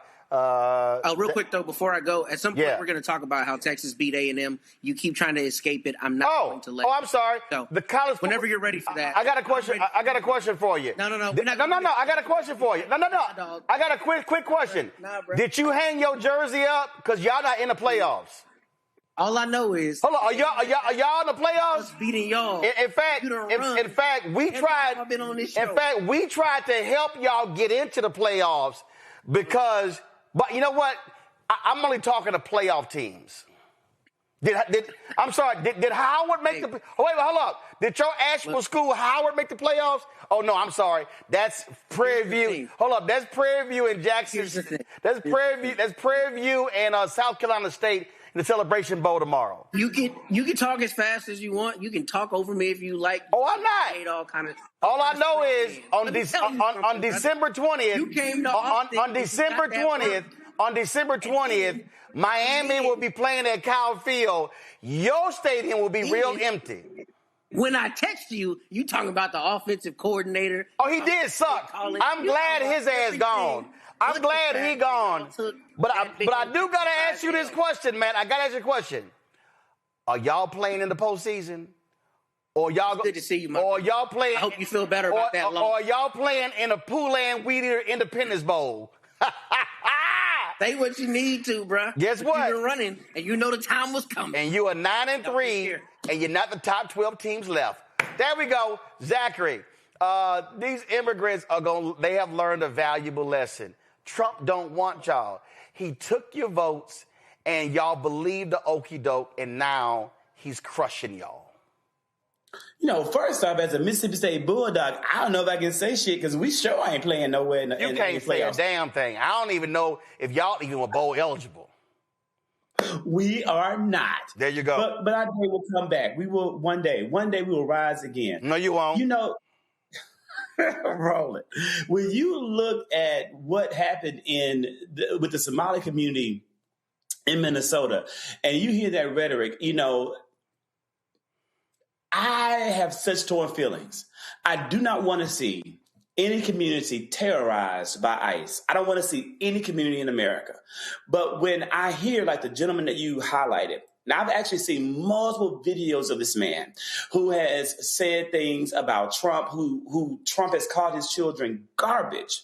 Trump called this man's children garbage, and he is still defending it. This man literally said he still supports Republicans in this country. To this day, he still supports them. I have heard other Somali American voters from Minnesota say the exact same thing. So I'm really, really torn. At some point, people get what they vote for, and we have to let them get what they vote for. They have chosen to allow their communities to be terrorized by the Trump administration, and there isn't a whole lot that we can do. The real root cause of all of this is anti-blackness in the African diaspora. That's the damn problem. That's a big piece of it. And somehow, somewhere, we're going to have those hard conversations with our brothers and sisters inside the diaspora and outside the diaspora and talk about why we're here and what we can do about what bullshit they have subscribed to that makes them think that they do not want to be a part of the greater collective. That's really one day, maybe not in this lifetime, but one lifetime thereafter, that conversation is going to have to happen because it's only getting bigger and bigger. And things like we talked about Twitter earlier, social media only exists right now and some platforms to continuously divide us and create even bigger divisions. And we've got to find a way to overcome that so that we can win the bigger picture, the bigger prize. These folks are learning the hard way, Michael. There's a reason we say hashtag. We tried to tell you. There's a reason why we say on this show, don't blame me. I voted for the black woman. Absolutely, Roland. And I've been talking about this at the African History Network. I've been posting about it. The gentleman that you showed in the beginning, his name is Mohammed Amin Ahmed, and he was interviewed by Whitney Wild on CNN. And he said that his children are not garbage. And he said he hopes Donald Trump differentiates between the good Somalians and the other ones. And he didn't. I'm paraphrasing. He didn't. Oh, hell no. See, this is what we've been talking about here on this show. This is what I've been saying. White supremacy and racism attacks all black people, regardless of your religion, regardless of your country of origin, regardless of the language that you speak. Dr. John Henry Clark, one of our great Grandmaster Scholar warriors, whose picture you see behind me, he taught us that the white man is a better Pan-Africanist than you because he don't want none of you. And this is what this white supremacist Donald Trump continues to show us, revoking temporary protective status from Cameroonians, Haitians, Somalians, things of this nature. Now, what we're seeing here is him focusing in on Somalis, attacking a black woman, Representative Ilhan Omar, and the reason why so many Somalians, some of them, why they supported Trump, we have to be honest. Amongst many Muslims, many of them are many Muslim men are sexist. And this is why a lot of them voted in Dearborn, Michigan for Donald Trump against Vice President Kamala Harris. So you can't, on the one hand, say that you voted for Trump because you thought he'd be better for the economy, but 23 Nobel Prize winning economists said that Vice President Kamala Harris' economic policies would be better for America than Donald Trump's because they analyzed both of them. You can't say you voted for the economy when Goldman Sachs said the biggest boost to the U.S. economy will come from Vice President Kamala Harris's economic plans instead of Donald Trump's. And they said it's mostly from increased tariffs on imports and tighter immigration policies that will hurt the economy coming from Trump. So the economists are telling you this. Yep. No, and we have to have a conversation with our brothers and sisters in the diaspora, and we have to understand the same people who taught black people to hate many of us taught the Africans in the diaspora to hate us as well. This is coming from white supremacy. So we have to have this conversation. Well, it's real simple. You're going to learn today. You're going to learn today. All right, y'all. Alabama has long struggled with higher than average infant mortality rates. According to the Alabama Department of Public Health, the state's infant mortality rate was 7.1 babies per 1,000 live births that died within the first year of life in 2024. That number is even higher for African Americans in the state. According to the ADPH data, the infant mortality rate among black folks in Alabama, the rate was 11.8 per 1,000. For white folks in Alabama, 5.4. Disparities are very, very clear. Let's talk about the Alabama Birth Equity Initiative. Tia Freeman is Communications Director for the Yellowhammer Fund, a reproductive justice organization dedicated to providing support for abortion access and advocating for reproductive rights in Alabama, Mississippi, and the Deep South. Tia, this is real simple. I'm confused. I thought Alabama is pro-life land. I thought Mississippi is pro-life land.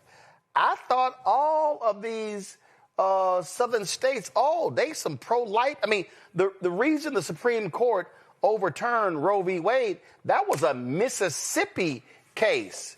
So how could pro-life land have high infant mortality rates?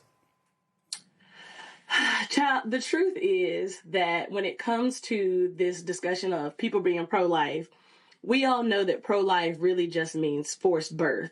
So when you're talking about pro-life land, you're only talking about the state impeding on your right to terminate a pregnancy and expand your family. Not about accessing care, not about making sure you have safe and equitable and culturally competent and relevant, birthing practices, not about if your kids can eat when they're here. It's just about forcing you into expanding your family or becoming a parent in the long run. And I don't know about y'all, but like my grandma always used to say, a hard head make a soft bottom, right? So like this is one of those times where people were yelling and ranting and raving about this would never happen. Like just because abortion goes away doesn't mean that other people there's gonna be some consequence down the line. When in actuality, that's exactly what we've been saying will happen because it's just too vague in the legal language. Doctors don't know when they can intervene and when they can't. So it's a lot of people struggling with maternal health. We were already in crisis as Black people, and now that's being exacerbated along with every other maternal and reproductive health issue. The reason I keep saying this is because I would think the places that are so pro-life would really be locked in and loaded and focusing on delivering healthy babies. Oh, I'm sorry. I just simply think they're really anti-abortion. And you would be correct in that assumption.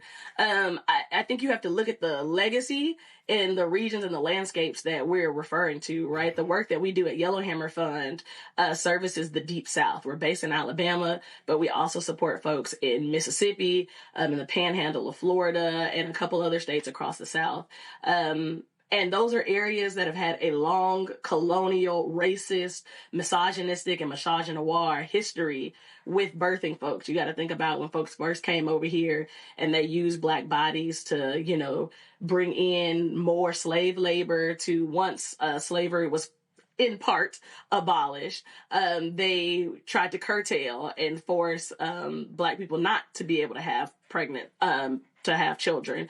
So you're not really talking about a pro-life movement who cares about the people. They care about the capital, and they care about making sure that their initiatives, which is an anti-abortion initiative, gets put forward, right? Especially when you think about the ways in which racism, white Christian nationalism is on the rise. They need more white people to have babies. In the same way you were talking about immigration, they want less of us, right? So all of that is is having an intersecting moment right now when we're talking about maternal health, because we're not the people that they've ever wanted to have healthy and whole families.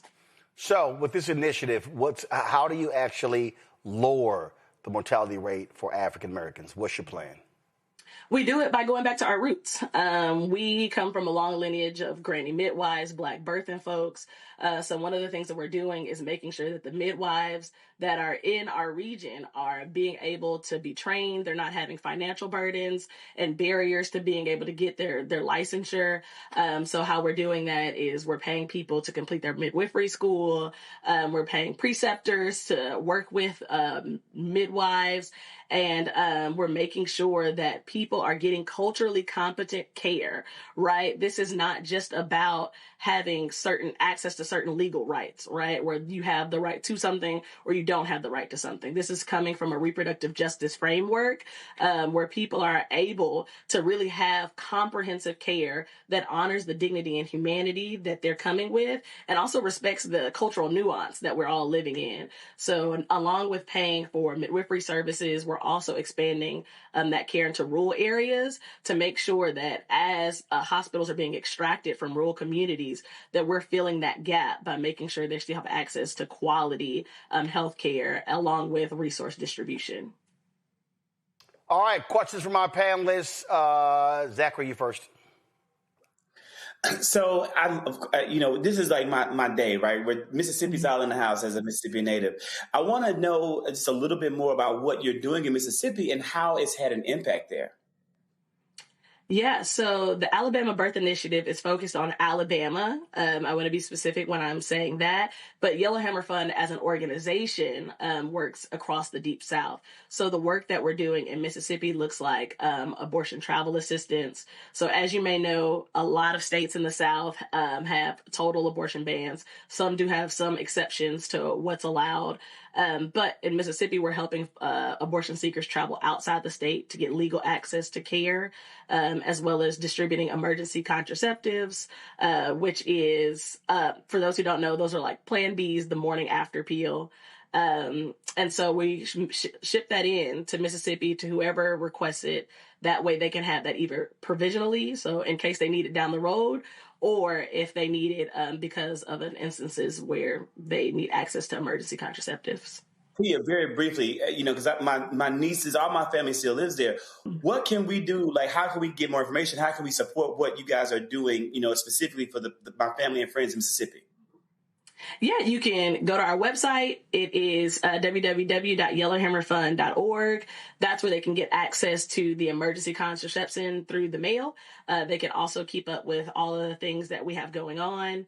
In 2026, we're expanding family justice to Mississippi.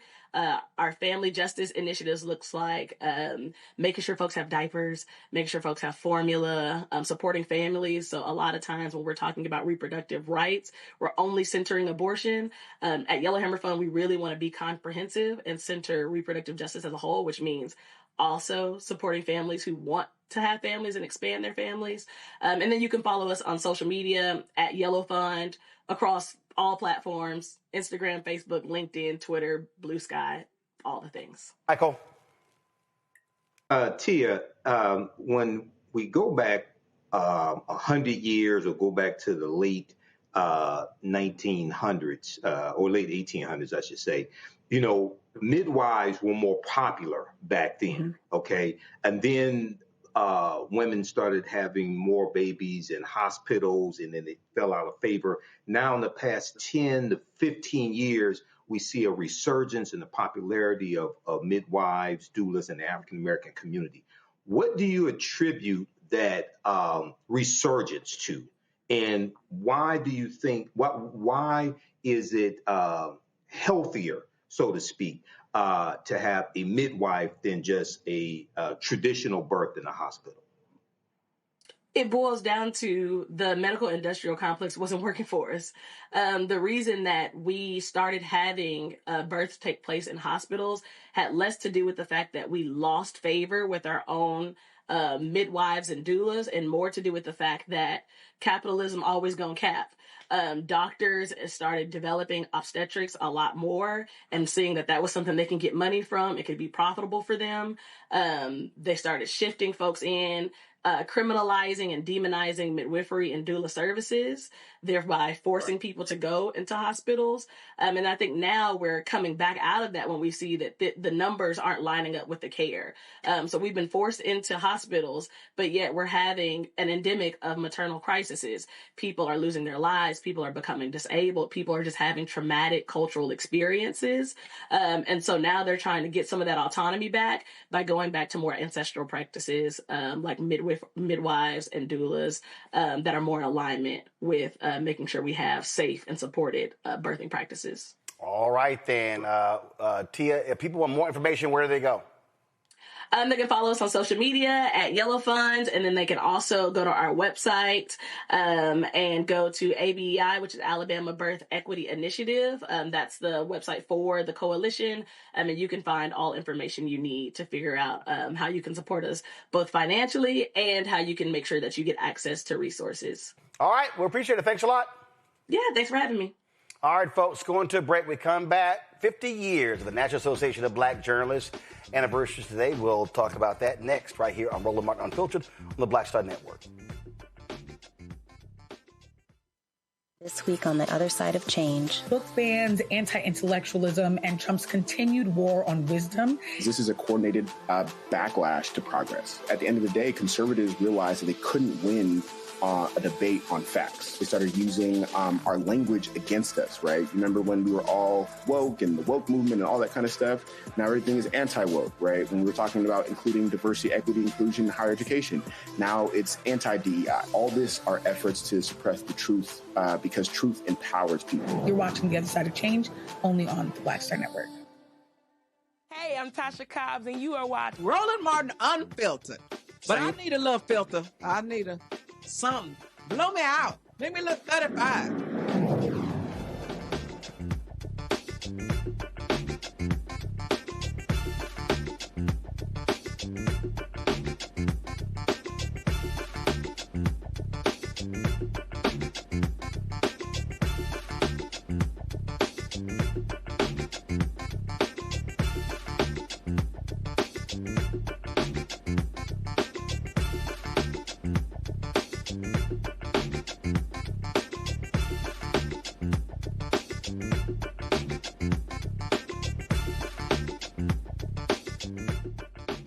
Folks, today marks the 50th anniversary of the National Association of Black Journalists. You can see I'm rocking the NABJ. This was the shirt given out at our convention this year at our J Shop. And so this is it. 44 journalists gathered in a hotel room in Washington, D.C.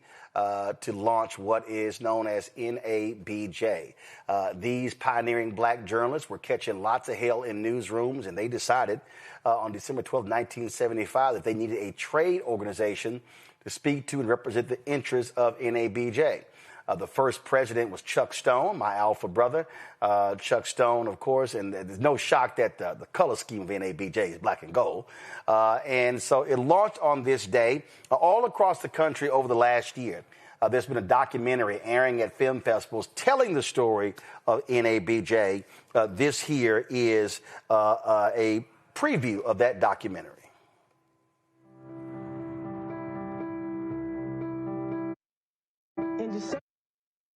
Wrong thing.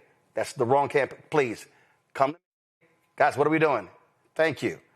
I'm playing the documentary. That's not the documentary. All right. So here's the deal. This is the documentary for NABJ.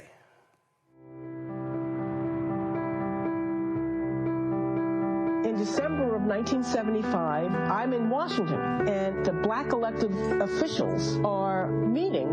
Black journalists from all over the country were coming to cover this conference. I remember taking the train down and getting off the train in D.C. It was Chuck Stone's idea. Very savvy political player and visionary too in many ways. He had this kind of missionary zeal about him. From afar, if you look at a group of black journalists, you think, well, these are all very impressive people.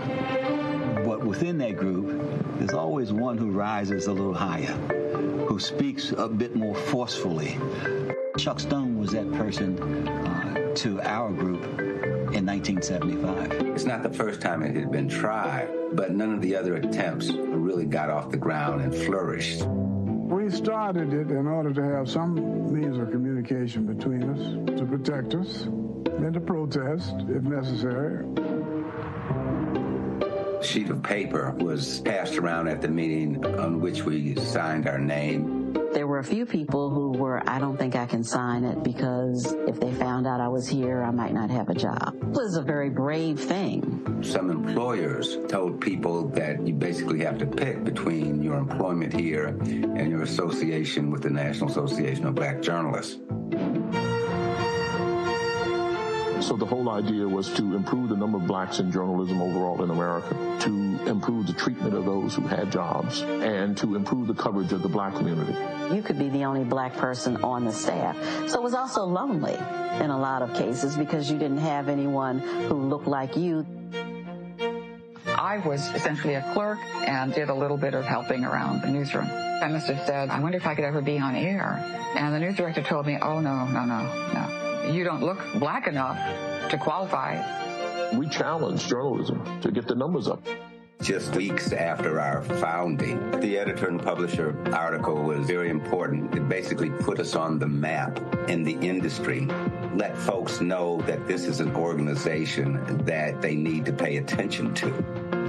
I just defined it, sir. Do you believe that Vice President Kamala Harris is only on the ticket because she is a black woman? She was always of Indian heritage, and she was only promoting Indian heritage. I didn't know she was black. You've attacked black journalists, calling them a loser, saying the questions that they ask are, quote, stupid and racist. You've had dinner with a white supremacist at your Mar-a-Lago resort. So my question, sir, now that you are asking black supporters to vote for you, why should black voters trust you after you have used language like that? Well, first of all, I don't think I've ever been asked a question in such a horrible manner, a first question. You don't even say, hello, how are you?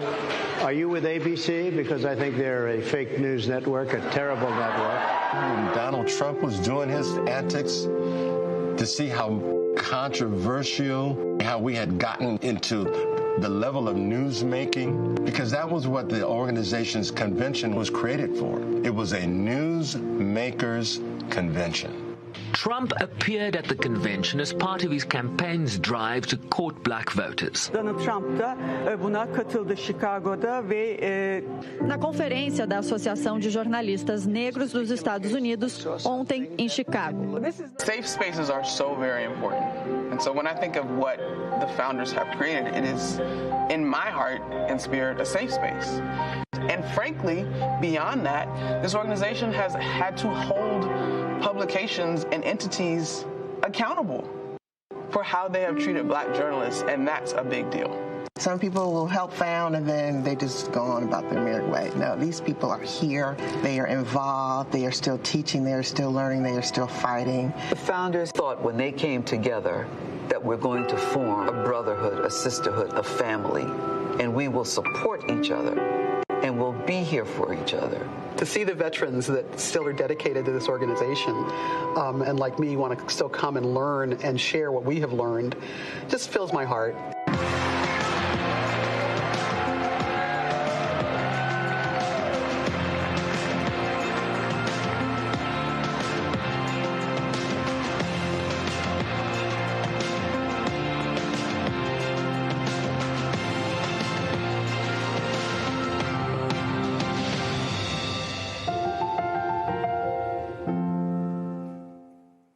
So, folks, that documentary is airing, again, at film festivals all across the country. Now, today, NABJ announced a new initiative that I'm actually going to be leading. It is our Jubilee Endowment Campaign, celebrating our 50th anniversary. Our president, Aaron Haynes, posted this video today talking about this campaign. So check this out. Courageous Black journalists gathered in Washington, D.C. and made a bold declaration that our voices, our stories, and our leadership are essential to American journalism and to American democracy. That moment of vision and defiance gave birth to the National Association of Black Journalists. And for half a century, NABJ has shaped our profession and expanded who gets to tell the story of this country. So today, as we honor that legacy, we're also building for the future our founders imagined but could not fully see. On our historic anniversary, as president, I am proud to announce the launch of the NABJ Jubilee Endowment Campaign, the most ambitious capital campaign in our history. So over the next 4 years, our goal is to raise $15 million to create a permanent endowment that secures NABJ's future and strengthens our ability to recruit, train, support, and elevate the next generation of Black journalists. So we're doing this now because the stakes have never been higher. From newsroom layoffs and consolidation, to AI disruption, to coordinated attacks on DEI that disproportionately harm Black journalists in our communities. A strong endowment gives us power. The power to stand firm, plan boldly, and protect the pipeline for decades to come. Our founders built the foundation, and now it's our turn to build the future. So I hope you'll join us. So, folks, let me unpack this. And so we heard Aaron say there, and Michael, folks have heard me say this on this show, that what is required right now is required for Black institutions to have to lean on the collective and look inward. If you look at many of our Black organizations, nonprofits as well, what we've done is we've had corporate support, we've had different grant programs like that, but we're seeing the anti-DEI attacks and things along those lines. And so what our goal with this initiative is to say, hey, let's raise this over the next 4 years. And so we announced something called the Golden Circle. And so if you look at the website there with this Jubilee Endowment, we have different levels that folk can give. And the Golden Circle, the goal is to get 100 members, or get 100 members, or get 100 corporations, it does not matter, to contribute $100,000. Now, that's $25,000. You go to my iPad, see the campaign levels. So that's $100,000. So that's the minimum. So that's 4 payments, $25,000 each. There's a whole bunch of anchors out there. Listen, they're in a big tax bracket, so they need some write-offs. The Silver Circle, donors contributing anywhere from $50,000 to $99,000. The Bronze Circle as well. And so what this then does, folks, we talk about endowment campaigns. We see Mackenzie Scott, donations that she has made to HBCUs. That's dramatically increased their endowment campaigns. So let's say you have a $15 or $20 million endowment. Let's just say it's $20 million. Or for $50 million we're raising. Well, if you're investing your endowment, and if you just get a 10% return on your endowment, then that's $1.5 million you can take to fund initiatives. And so the endowment is to be able to invest and maintain your programming for a long period of time. The reality is that in NABJ, we've got investments, things along those lines, but we don't have a large endowment. And so this campaign is about ensuring the future of NABJ. And I have been saying all of our Black institutions have to be thinking this way, and we can't just solely hope for philanthropic endeavors. I would love for Mackenzie Scott or some other philanthropist to say, hey, NABJ matters, and so I'm going to donate $1 million, $5 million, $10 million, $15, $20 million. But this is also about going to our members and going to other African Americans saying, hey, Black journalists matter, Black media matters, and we've got to ensure there's a future for Black journalists to be trained and for them to be to go into a place where they can be nurtured, trained, and supported. And so that's why we're launching this Jubilee Endowment campaign. Michael, your thoughts? I think this is fantastic, and we see African American media under attack. We see, this past year with Juneteenth, for instance, and Juneteenth events across the country had less corporate sponsorship, less vendors. You talked about NABJ conference a few months ago, how there was less corporate sponsorship. I think we saw the same thing with Essence as well. And we've seen this attack from the Trump administration on DEI. And when you have less corporate sponsorship, then these events, these organizations can't grow as much as they can. They can't do as much as they need to because they don't have the funding. So we have to rely on cooperative economics, pull our resources together, and fund NABJ. And I'll be at the NABJ conference in 2026 as well. I was there a few years ago when you were here, Roland, in Detroit, and they debuted that film Black Klansman with Denzel Washington Jr., Denzel Washington's son. I think that's his name. And so this is fantastic. And Michael. Denzel's son is John David Washington. Yeah, John David Washington. Yeah, okay. To me, it's Denzel Washington Jr. But yeah, John David Washington. Yeah, that's right. John David Washington. Good film, by the way. But we have to tell our own stories, okay? And we have to fund this as well. So this is, being in the media, I've been in media 15 years. I've worked for Black-owned media. I've worked for white-owned media. And it's hard being in Black-owned media. Okay, it's hard being an African-American in media who does the research and wants to tell the truth. So one in the documentary that you just showed, they talked about when they signed their name on the sheet and the founding members, things like this, and a few of them said, "Hey, I can't sign because I may lose my job," things like that. That's real. That still exists today. Okay, taking certain stances and telling the truth. So this is fantastic, Roland. Absolutely. And so, folks, the details are at nabjonline.org. Go to my iPad. We have the information down here for wire payments and ACH payments.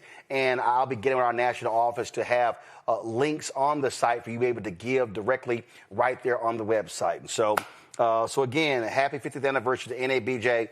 And I can tell y'all right now, and I have no problem saying this, I pledged Alpha. I crossed the burning sands April 27, 1989. I joined NABJ. I attended the first conference, and I think it was in March. We were in Little Rock, Arkansas, for our regional convention in 1989. I was elected to the National Board as student representative in August of 1989, our convention in New York City. And there's been no organization that's played a bigger role in my career as a journalist than NABJ. And so when we talk about why professional organizations matter, when you have the ability to be a student and meet prominent journalists, when you're able to get people who are mentors, that video right there showing the founders, when you're talking about Dwayne Wickham and Vernon Jarrett and Les Payne and Chuck Stone, these are all individuals who I was able to talk to, meet with, sit at their feet, learn from. And so it's critically important that we, the next generation, support these organizations so the next generation has an organization and a convention to be able to go to. And I think a lot of people, again, what did I say before? That there are too many people today, Gen X and millennials, who have made withdrawals from the Bank of Black Justice, and they have not made many deposits. And so this generation, they did their job 50 years ago in the founding of NABJ. This generation must do its job to ensure that there's a future of the National Association of Black Journalists. And so I encourage everybody to support and to give to the NABJ Jubilee Endowment Campaign. And I would ask our Black journalists who are at ABC, NBC, CBS, Fox, CNN, MSNBC, who are working in the top 10, 20 markets in this country, you know the role NABJ played. You know how important the organization is. And so whether you think it should be doing more, that's fine. We need those ideas. I'm back on the board of directors as Vice President Digital. We need your involvement. But this is what I know right now. The next 3 years are going to be extremely difficult for NABJ and other black organizations to get corporate support. It's going to be difficult because we're in the attacks on black organizations, the attacks right now that we're seeing coming from the White House and other places. Corporate America is not standing up. Too many people are capitulating. And so this is the moment where African Americans are going to have to understand communal, understand the collective, and support our institutions. And so I'm encouraging every single high net worth African American journalist, do your part. You got to listen. You in that 37, at 35, 37, 39% tax bracket. You know you need tax write-offs. And so if you're going to give to charity, give to the nationalization of black journalists, give to our endowment campaign. I absolutely believe that we can get 100 of our members to give $100,000. If that's the case, that's $10 million of our $15 million campaign. And so please show it again, the logo, please, of our Jubilee campaign. The NABJ Jubilee Endowment Campaign kicked off today, with today being the 50th anniversary of NABJ. And so we want you to support us as well. So, folks, y'all, that's the. Okay. All right. I want y'all to support National Association of Black Journalists, support our Jubilee campaign. All right, folks, that's it. Michael, thanks a lot. Matt, thanks a lot. Let me thank Zachary. Control room, y'all got to get it together. All right, y'all, that's it for us. Great week. Thanks for all the panelists and everything we have on the show. Support the work that we do. Join our Bring the Funk campaign, y'all. And, of course, the goal is to raise $1 million this year. Listen, we got new shows coming, health show coming, new daily news show coming, lots of new stuff coming down the pipeline, so your support is critical. So if you want to join Bring the Funk campaign, you can contribute via Cash App. You want to use a square QR code. You see it right here, and that is bottom left-hand corner. Of course, we also have PayPal, R. Martin Unfiltered, Venmo's RM Unfiltered, Zelle, Roland at RolandSMartin.com, Roland at RolandMartinUnfiltered.com. Checks and money order, make it payable to Roland Martin Unfiltered, P.O. Box 57196, Washington, D.C., 20037-0196. Download the Black Star Network app, Apple phone, Android phone, Apple TV, Android TV, Roku, Amazon Fire TV, Xbox One, Samsung Smart TV. Be sure to get our Roland Martin Unfiltered Black Star Network swag. Go to shopblackstarnetwork.com. Support the black-owned products that are on our website. So go to shopblackstarnetwork.com. Support them. And so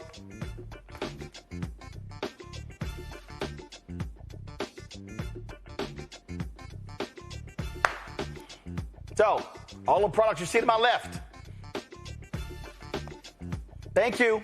All right, all the products here. All these are black-owned products. So please support the work that we do. Support these black-owned companies right here. Also, don't forget, download the app Fanbase.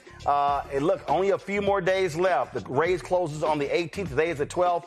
$14.6 million has been raised. And so get more information at startengine.com/Fanbase. That's it. I'll see y'all Monday right here, Roland Martin Unfiltered on the Black Star Network. Holla!